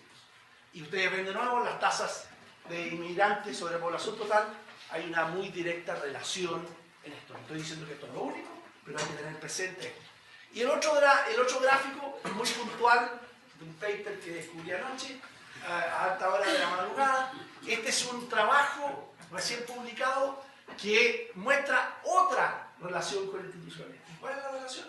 Que los migrantes contribuyen al perfeccionamiento institucional de los países. Este es el caso de Israel, en donde a través de un estudio econométrico se ve qué pasó en Israel cuando existió un proceso de migración extraordinario, una explosión gigantesca que vino del cambio de la política rusa respecto a la población judía.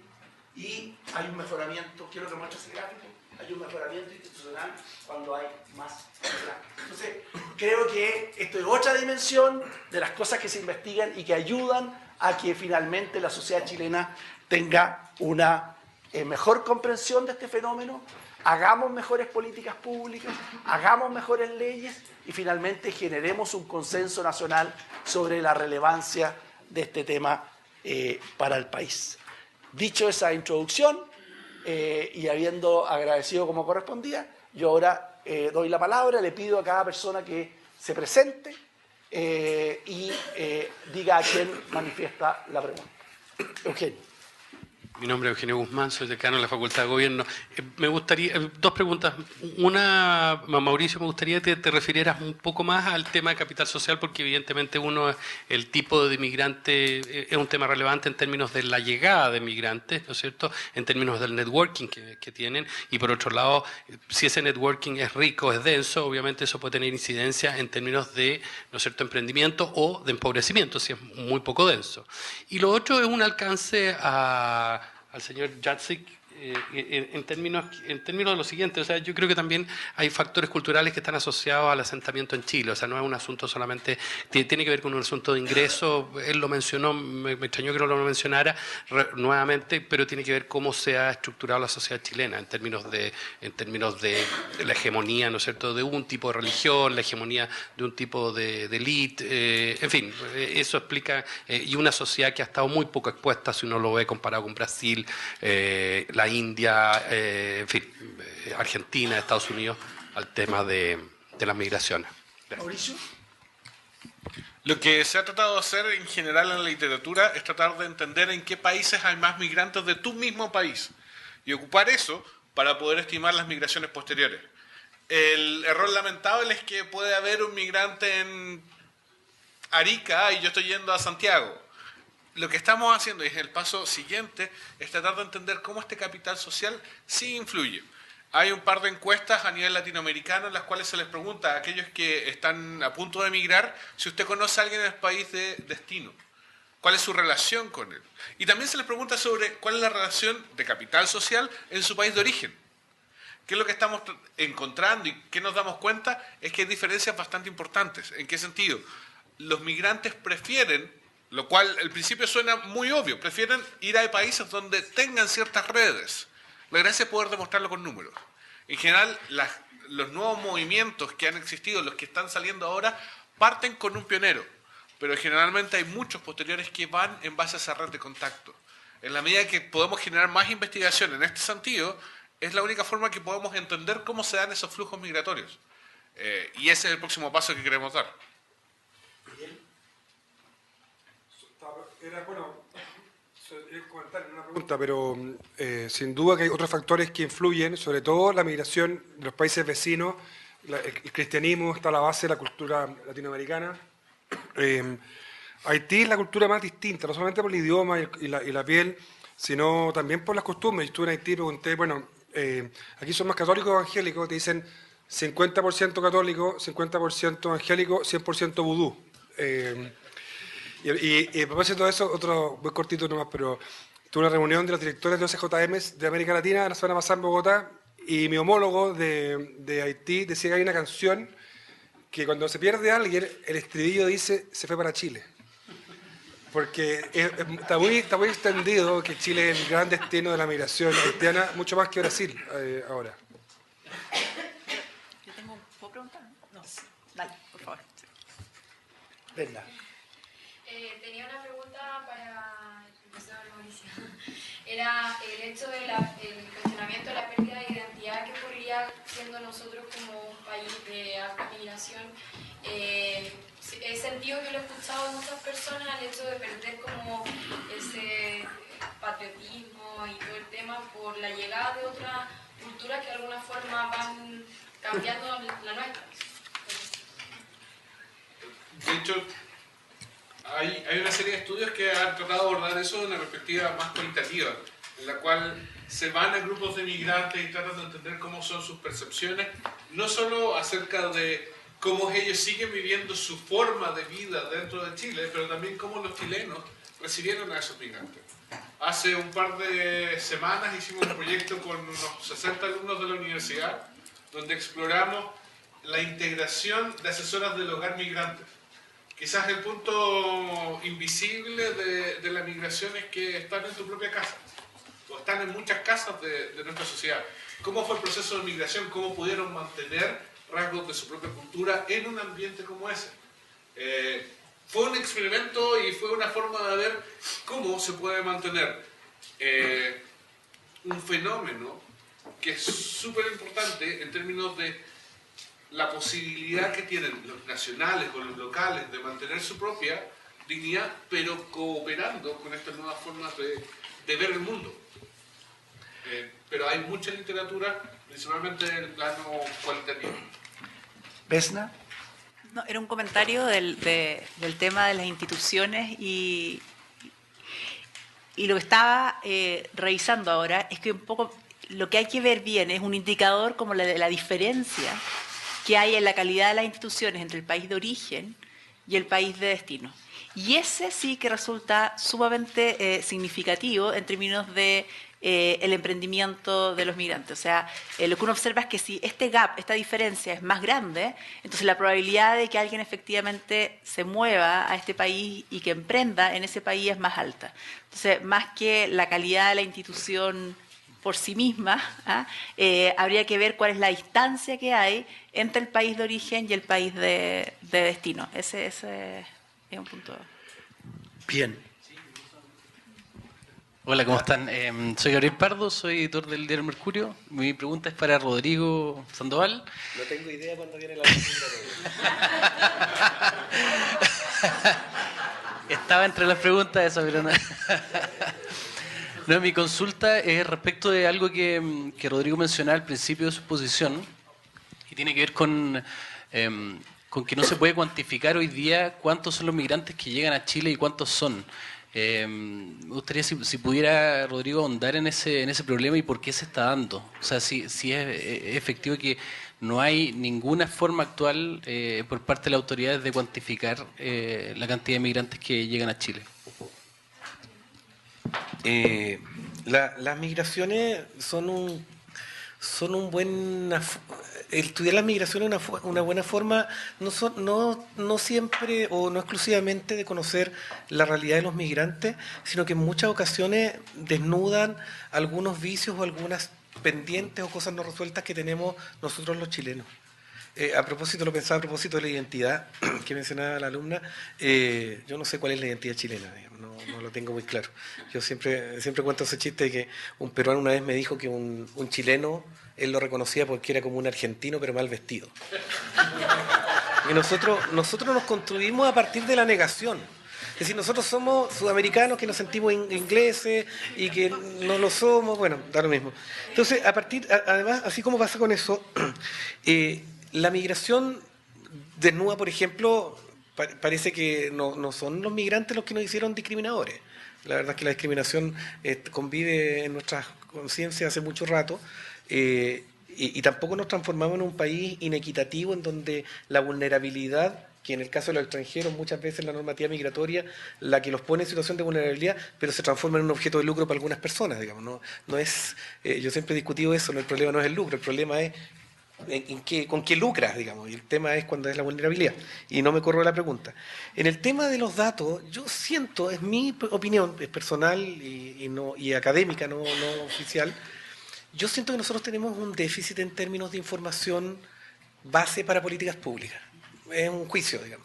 Y creo que eso habla de una madurez que nosotros tenemos que asumir, o una inmadurez que tenemos que asumir como Estado. El Estado de Chile no ha logrado darse instrumentos e instituciones que le permitan enfrentar con claridad, solidez y sobre todo mirada de largo plazo los desafíos que la realidad le está imponiendo. Y por lo tanto uno eso lo observa en los déficits en información, uno lo observa en la estructura que uno tiene en el Estado, en términos de que cada vez que hay una contingencia aparece un ministerio sobre el tema, aparece en la ausencia de interoperabilidades, y ahí me hago cargo con el tema de la cantidad de personas. ¿Cuántas bases de datos hay en el Estado? Es decir, nosotros tenemos una, PDI tiene otra, Desarrollo Social tendrá la suya. Se hizo en el anterior gobierno un esfuerzo bien interesante para poder crear una base única de datos con que todos nos alimentáramos y que cada uno pudiera consultar según sus propios perfiles. Y se quedó precisamente por la otra dimensión de lo que digo, porque los intereses institucionales son más relevantes que el objetivo nacional, que significa contar con información suficiente o no. Y a la respuesta en concreto, ¿si es posible técnicamente saber cuántos extranjeros hay en Chile? Sí. Salvo el caso de los ingresos clandestinos, uno perfectamente podría hacer un gap entre ingresos versus salida, menos personas que no se han regularizado, y eso inmediatamente te da qué pasa. Ahora, ¿cuál es el problema? Que, por ejemplo, la PDI cuenta viajes, no cuenta personas. Por lo tanto, una persona puede ir y no, ir 2 veces y ya aparece 2 veces. Pero tampoco conversan esas entradas y salidas con la base de extranjería. Y también respecto al tema de la información, de si los migrantes son o no delincuentes, en fin, también tenemos un déficit respecto de que la consulta que se hace en línea tampoco tiene sistemas de información suficientes como para uno saber quién es el que está entrando. Entonces, al final es un problema súper transversal que tiene que ver con, yo creo, un tema institucional y sobre todo un tema de madurez como Estado, en que de una vez por todas deberíamos tener, yo me quedo con la frase que tú decías sobre los consensos. Yo creo que nosotros hay una serie de materias en las cuales quienes tenemos interés político deberíamos converger a asumir desafíos nacionales. Y uno de esos es la calidad de la información, la estructura de las instituciones y, en fin, ese tipo de cosas. Eso.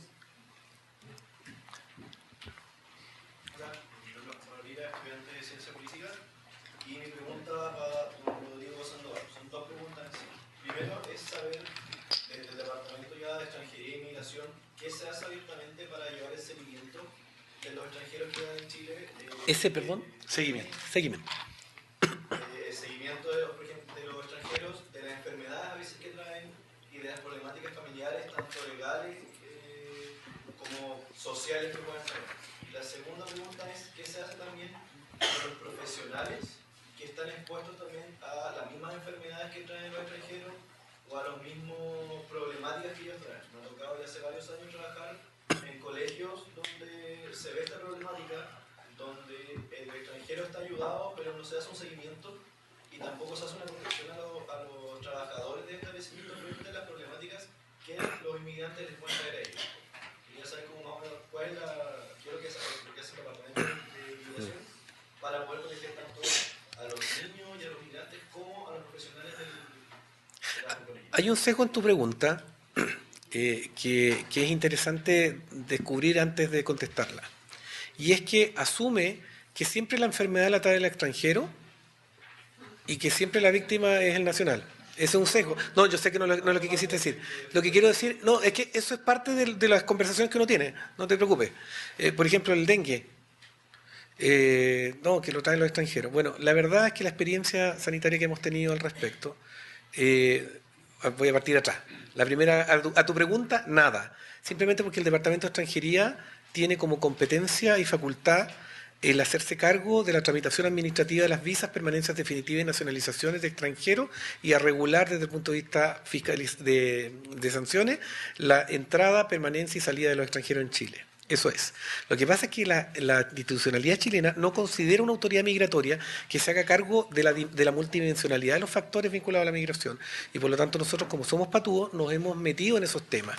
Y con recursos que están asignados para timbrar pasaportes, la verdad es que nosotros nos metemos en hartos otros temas y hemos fortalecido nuestras áreas de estudios para eso.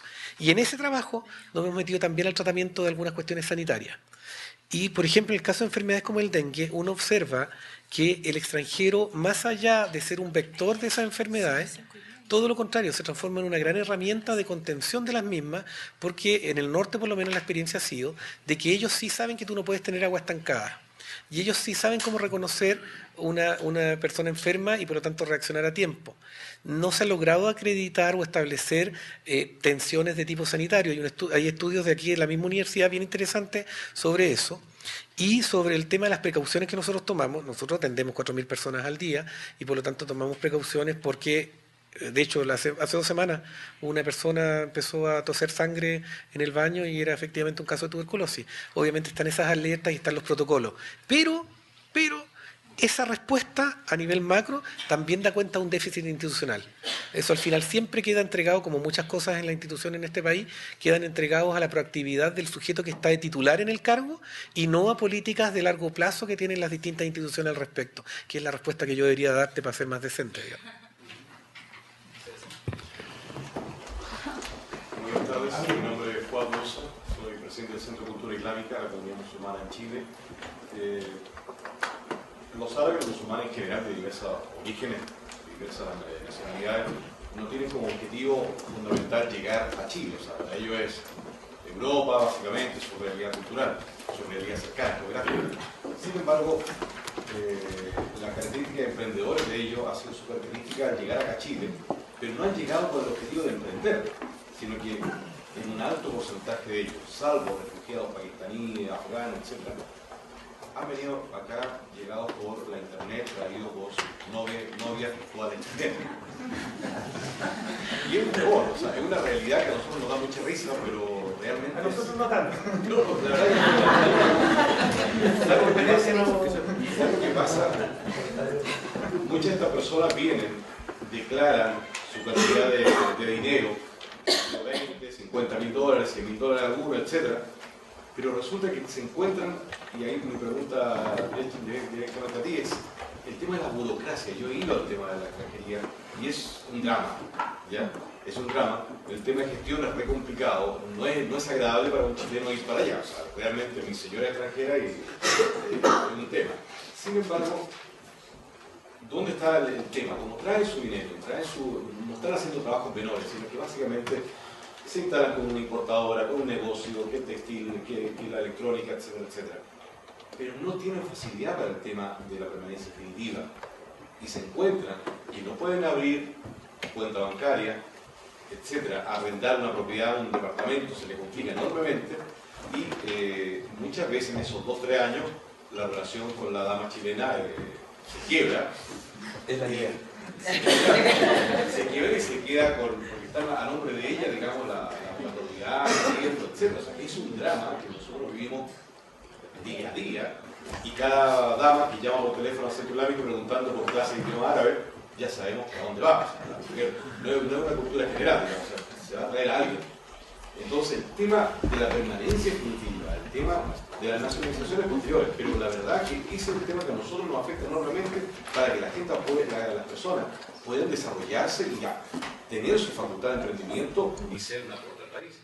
Sí, hay varias cosas en la pregunta que también hay que despejar, pero voy a partir por el final, y es que nosotros contamos con una normativa de extranjería que tiene más de 40 años y que está concebida para una realidad migratoria que no tiene nada que ver con la que tenemos hoy día. Es decir, el único formato laboral migratorio que tiene la ley de extranjería es la visa sujeta a contrato, que condiciona la visa a que, es decir, asume que una persona viene con su contrato, ya viene contratada, porque hace 40 y tantos años era la única forma que una persona inteligente y no loca llegara al rincón más austral del mundo, acá, digamos. Y por lo tanto, si usted se la trae, usted le paga el pasaje de vuelta a él y su familia, una de las condiciones. Y si esa persona viene por causa del contrato de trabajo, se acaba el contrato de trabajo, se acaba la visa. Lógico, ¿no? El problema está en que el 90% de las personas que hoy día vienen con motivos laborales vienen a buscar trabajo y no con el trabajo en el bolsillo. Y por lo tanto fue necesario crear la visa por motivos laborales que justamente se hace cargo de esa realidad. Entonces, esa normativa también tiene un montón de cuestiones, y si ustedes creen que sufren ahí, imagínense lo que le pasa a la persona que está en el sexto piso tratando de ver cómo con esos recursos hace que la vida sea más llevadera en esos últimos pisos. ¿Hace cuánto que fueron la última vez? ¿Cuánto fuiste la última vez a extranjería? Anda de nuevo. Es que arreglamos, quedó impecable. Quedó impecable. No, quedó muy bonito. Es decir, construimos una sucursal que es la de Fanor Velasco y el estándar de Fanor Velasco lo trajimos ahora acá. Nuestro problema es que tenemos 4.000 personas para un espacio diseñado para 1.700, pero de verdad una calidad del espacio y la infraestructura. Las únicas 2 salas de lactancia de toda la administración pública están en el Departamento de Extranjería. Entonces, quiero decir que existe un ejercicio permanente por mejorar no solamente la calidad de los procesos, dentro de lo posible, pero también la calidad del espacio y la dignidad con que se presta. Respecto al tema de las PD, es un tema normativo. Lo que pasa es que los requisitos que piden están en la ley. Y uno podrá hacer gestión, podrá acomodar cosas, hicimos cambios en los reglamentos, entre paréntesis, alguien hablaba delante de la política de Estado, hubo una gran modernización que se hizo gracias a un cambio de reglamento que hicimos nosotros al comienzo de la gestión y que era un cambio de reglamento que venía gestionado del gobierno anterior. Lo que quiero decir con eso es que también es muy eficiente cuando uno desarrolla políticas de continuidad, lógicas de continuidad respecto a lo que se venía haciendo. Entonces, y uno de los cambios fue precisamente en hacer más llevadero algunos trámites. Con el tema de la visa de la permanencia definitiva no podemos hacer mucho. Imagínate que, esto es una lata, pero la ley permite que tú puedas pedir la permanencia definitiva 3 meses antes de que te venza el permiso anterior. Y nosotros nos demoramos 6 meses. No nos podemos demorar menos. Y se da el absurdo que tú, sabiendo que me voy a demorar 6 meses, no puedes tener la proactividad de mandar tus antecedentes antes. De hecho, cuando nos cuentan que hay que sacar visas urgentes, PDI urgentes, tenemos los documentos listos y esperamos que dé el día para poder ingresarlos. Es así de ridículo. Pero es porque la norma te dice que tú solamente puedes pedir la permanencia definitiva 3 meses antes. Hay cuestiones que uno puede resolver con la gestión, pero hay cosas que solamente se van a arreglar con 2 cosas que no han sucedido. Primero, prioridad política transversal y política de Estado en materia de migración que se noten en el presupuesto. Y segundo, cambio normativo. Esas 2 cosas son las que te tienen parado todo lo que está pasando hoy día en materia migratoria. Puede que alguien me diga que hay cosas que podríamos hacer mejor nosotros desde la gestión. Yo, con toda honestidad, te digo que yo no soy capaz de hacer nada más. No se me ocurre por dónde acortar plazos, no se me ocurre dónde sacar más recursos, no tengo idea cómo digitalizar más las cosas.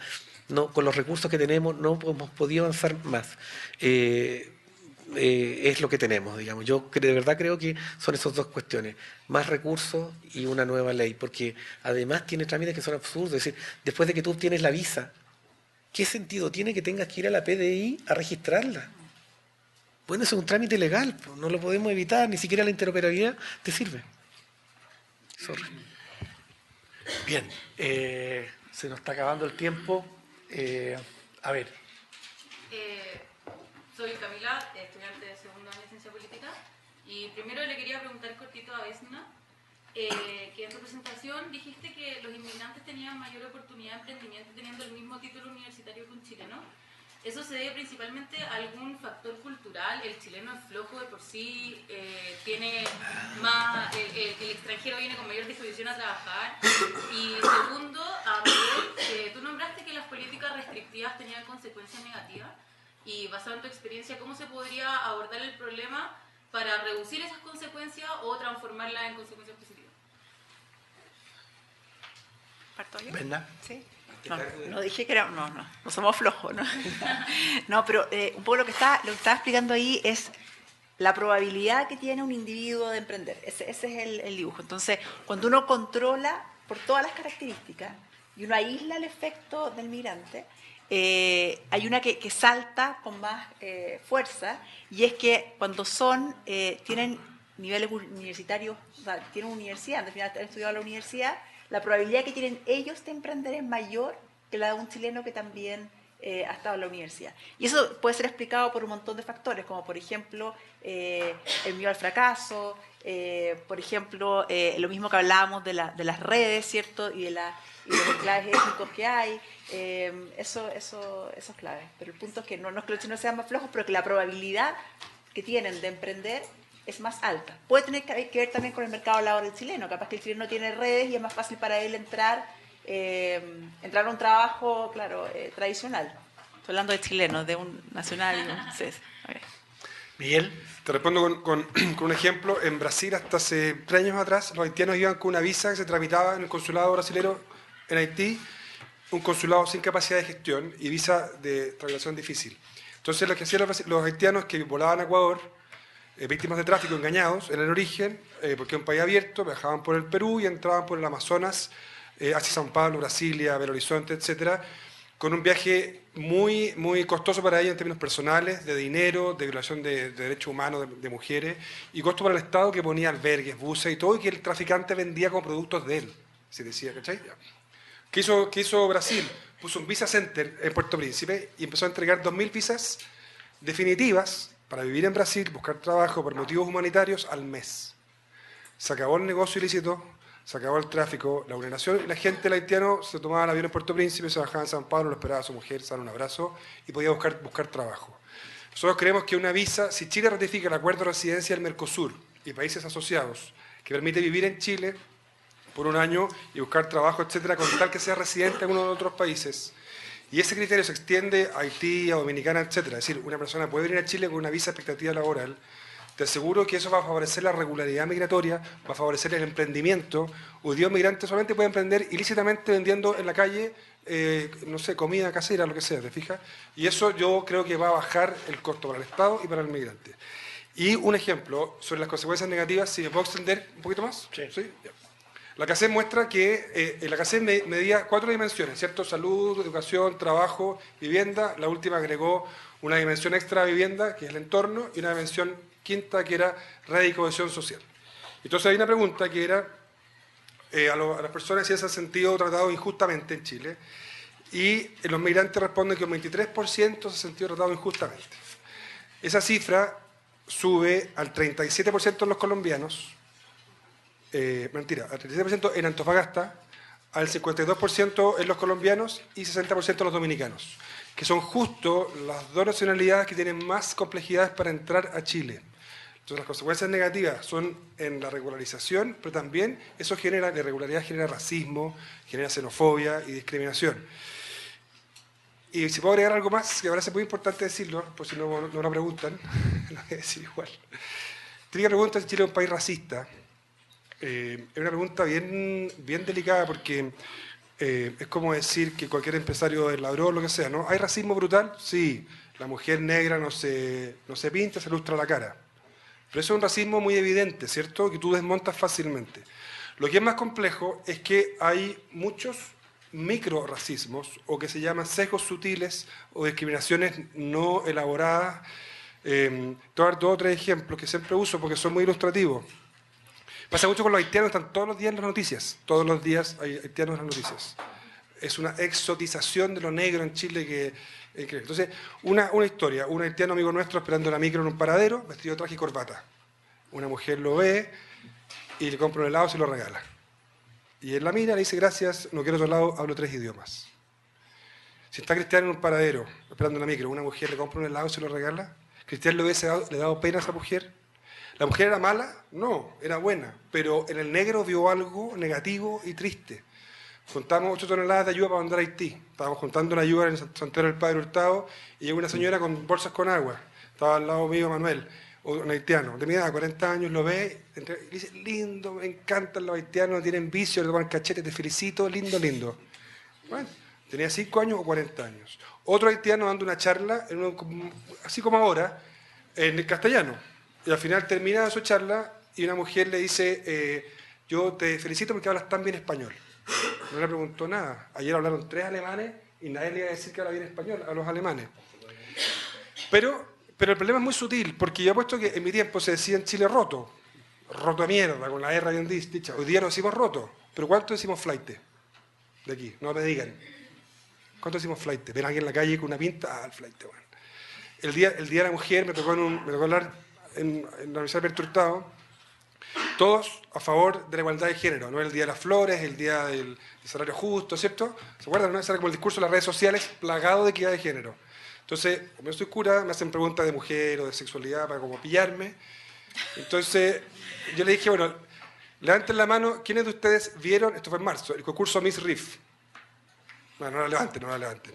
¿Quiénes de ustedes aplaudieron el piscinazo a la reina y vieron a los periodistas que estaban como bestias encima de la reina? ¿Cuántos de ustedes ven pornografía? ¿Cuántos de ustedes cuando se cruza un auto, puesto que una vieja mierda? ¿Cuánto un caballero otro día, de 60 años, me muestra un compañero de curso de colegio, me dice una foto, cambió el modelito, se casó de nuevo con una mujer más joven? Es decir, les quiero mostrar solamente que el Techo para Chile radicó un campamento y quería construir las viviendas sociales en Maipú, al lado de una villa que estaba construida hace poco. La gente de la villa se opuso y los concejales estuvieron a favor de la gente de la villa, porque la gente de la villa no quería vivir al lado de los campamentos, aunque seguramente ellos o sus papás habían vivido un campamento 10 años atrás. Estamos atravesados por el clasismo y no siempre un racismo, un clasismo, lo que sea como tan directo. Por eso hay una pregunta que la migración no hace a todos los chilenos y no solamente al Estado, que es la pregunta de la interculturalidad, y que partió con una metodología de la intervención social, el funcionario que atiende a alguien distinto, un migrante, pero que tiene también una perspectiva más grande, como la de género o la de derecho, y es, estoy dispuesto a cuestionar mis formas tradicionales de entender la identidad, la persona, la nación o la raza, para entrar en un diálogo nuevo, distinto, simétrico, con este otro que es parte de mi vida, o voy a seguir proyectando sobre él lo que yo creo correcto, bueno, etcétera, ¿no? Esa es una pregunta que la migración nos hace a todos nosotros. Bien, pero no es, dale, fuerte. Mi nombre es Javiera, soy estudiante de diseño, soy de la sede de Concepción de la Universidad de Desarrollo. Oye, no hagamos diálogo, por favor. Estamos peleando no hagamos diálogo, por favor. Y es exclusivamente por el panel de conversación que se hizo, que se está haciendo ahora, y yo estoy trabajando en mi proyecto de título con el hacinamiento de los inmigrantes, exclusivamente los haitianos, pero en general he trabajado con los inmigrantes, y tengo 2 preguntas muy breves en virtud del tiempo. La primera es, ¿quiénes son los personajes, cuál es el organismo que regula estos arriendos ilegales que se están generando hoy en día con, bueno, en general con los inmigrantes, pero se han visto muchos casos en los inmigrantes haitianos? Y la otra pregunta es, ¿quién regula la situación del hacinamiento? Y aquí yo lo he visto en carne propia en los haitianos, pero que también sucede con otras culturas. ¿Y qué está haciendo el Estado con respecto a este tema? Rodrigo. Nadie, muy poco. Nadie está a cargo, perdón. Te decía nadie y muy poco, porque nadie está a cargo, porque simplemente, vuelvo a lo mismo, la intersectorialidad es una cuestión no muy presente en el diseño institucional que tiene el Estado chileno, y por lo tanto está muy ausente y se manifiesta en muchas situaciones como es el acceso a la vivienda, en la cual confluyen una serie de dimensiones. Por ejemplo, en materia de vivienda, siempre ponemos el ejemplo con Miguel cuando hablamos sobre esto, se quema un campamento en Recoleta con migrantes y tú no sabes si ir a la municipalidad, al Ministerio de Desarrollo Social, al Ministerio de Justicia quizás, al Ministerio del Interior, al Ministerio de Vivienda o al Ministerio de Salud por el tema sanitario. No sabes. Entonces, hay un problema, yo no sé cómo abordarlo, de diseño en términos de... Hay muchas temáticas que no tienen mayor... yo creo que hay una ausencia de responsabilidades en el Estado.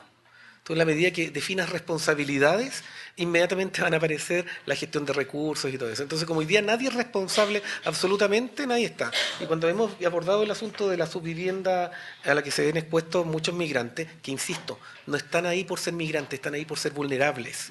Lo mismo le pasa a la mujer que tiene que huir de su casa porque le pega al marido y no haya dónde quedarse y queda sometida a lo mismo la persona que migra del campo a la ciudad, es lo mismo, es que un sistema que permite que la vulnerabilidad sea un objeto de lucro.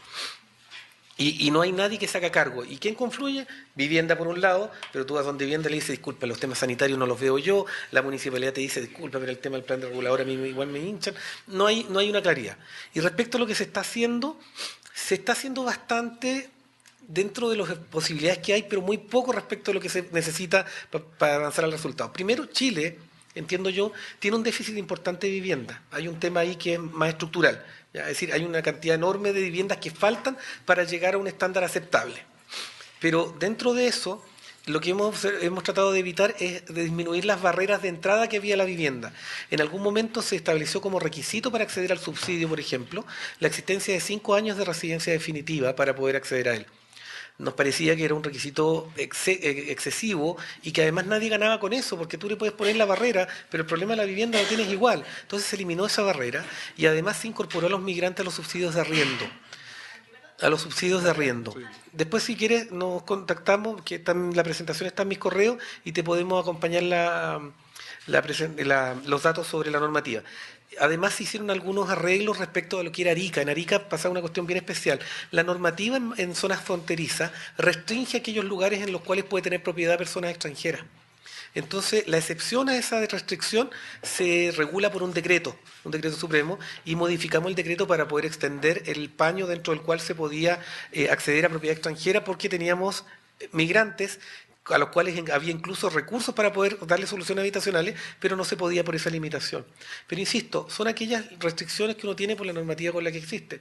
Miguel tiene mucho más trabajo sobre el tema de vivienda y ha levantado harto esa situación, así que yo creo que él te puede contestar con mayor propiedad. Tengo un proyecto muy lindo, ¿puedo decir corto? Un proyecto muy lindo. El diagnóstico está hecho. Ahora que hay elecciones presidenciales, algunos prometen más Estado y otros menos Estado, ¿cierto? Es una pregunta trasnochada a mi juicio. La pregunta no es si es más o menos Estado, sino qué le hace mejor a Chile. Hay espacios en los que sobra Estado y otros falta Estado. En esta materia falta Estado porque no hay quien regule. Y entonces, ¿cuál es la política que estamos proponiendo? Que está muy avanzada. Una propiedad de Santiago, la municipalidad, en un barrio de valor típico, en una esquina Portales con Libertad. La casa la vamos a demoler y dejar la fachada. El MIMBU va a aportar con un subsidio a la glosa 3, que, bueno, etcétera, con la cantidad de plata que nosotros ponemos la gestión de la arquitectura y social. Vamos a hacer 13 departamentos de 48 metros cuadrados bonitos para familias extranjeras y chilenas que quieran arrendar y no comprar. Es decir, un subsidio al arriendo para arrendar y no comprar. Y entonces una familia extranjera va a poder entrar a este proyecto cuando tenga algún ingreso, aunque esté irregular. ¿Sí? Un ingreso porque venda en la calle, lo que sea. Va a poder postular al subsidio y va a egresar del proyecto 2 o 3 años después que tenga la permanencia definitiva. Y en esa propiedad van a haber espacios comunes, el techo para tender ropa, lavar, un patio central y un local comercial para aumentar el ingreso de los arriendos, lo que le va a dar una rentabilidad bajita, pero una rentabilidad. Y eso lo hace escalable y replicable. Entonces, queremos apuntarle a 3 objetivos. Romper el gueto, 1, porque son familias extranjeras y chilenas. 2, romper el problema del hacinamiento y el abuso. Van a pagar lo mismo que por una pieza, por un departamentito. Y 3, rehabilitar barrios que tienen valor típico y están yéndose como se están deteriorando, y evitar que se gentrifiquen, porque si se gentrifican, pasa como en Nueva York, que van a llegar familias con mucha plata a ocupar esos barrios y entonces la gente pobre vuelve a quedar en la periferia. Oye, por razones de tiempo, a nosotros nos gusta terminar los seminarios muy puntuales, pero quedan 5 minutos. Entonces yo me voy a permitir hacer lo que hacer un comentario y una pregunta, ¿no? Se lo dije a Miguel hace 2 días atrás o 3 días atrás. Está claro de la conversación que hemos tenido hoy día es que tenemos una institucionalidad que está obsoleta para el problema que se vive. Y esa institucionalidad está amarrada y tiene consecuencias en políticas públicas sectoriales, a nivel central, descentralizado, tiene un sinnúmero de consecuencias. El fenómeno de migración que está viviendo Chile, y por eso además traje ese gráfico, es un fenómeno que está para quedarse. Más aún, me atrevería a decir, para profundizarse. En consecuencia, yo le tengo un gran temor a que la oportunidad para legislar se haya perdido. Incluso reconozco que no es mi carácter, pero me enerva. Porque en política y en política pública, lo óptimo es enemigo de lo bueno. Y ocurre que, habiendo tenido la oportunidad de legislar, por razones de falta de acuerdo político, distintas motivaciones, no hemos logrado avanzar. Nunca se logra lo perfecto. Entonces, tengo este temor. Y de hecho, si uno mira a otros países del mundo, donde hay fenómenos muy similares, uno ve países en donde la situación de separación social, conflictividad, mezclada con visiones religiosas, con visiones de todo tipo, se acerba más. Mientras que hay otros países que no son así, ¿no? En parte sustancial tiene que ver con la tolerancia, con valores, ¿ya? Pero en parte sustancial tiene que ver con las instituciones. Las instituciones forman cultura. Forman cultura. Y mientras más, y aquí voy a decir un comentario que me atrevo a defenderlo en cualquier lugar, mientras más abiertas son las instituciones, mientras más favorecen y respetan la libertad de las personas y confían en las personas, ese son el tipo de institucionalidades que en todas partes del mundo permiten que las sociedades resuelvan de mejor forma esto. Entonces, hecho este discurso, ¿hay alguna posibilidad, Rodrigo, de que llegue ese proyecto de ley antes de que termine este gobierno, o de frentón le va a llegar al próximo gobierno? A ver, lo que pasa es que yo tengo una doble calidad. Por un lado yo soy funcionario de gobierno, pero por el otro lado me he transformado en una especie como de militante del tema migratorio. Es un tema al cual yo llegué hace 3 años y me he ido cautivando y con el cual he ido desarrollando un compromiso bastante profundo.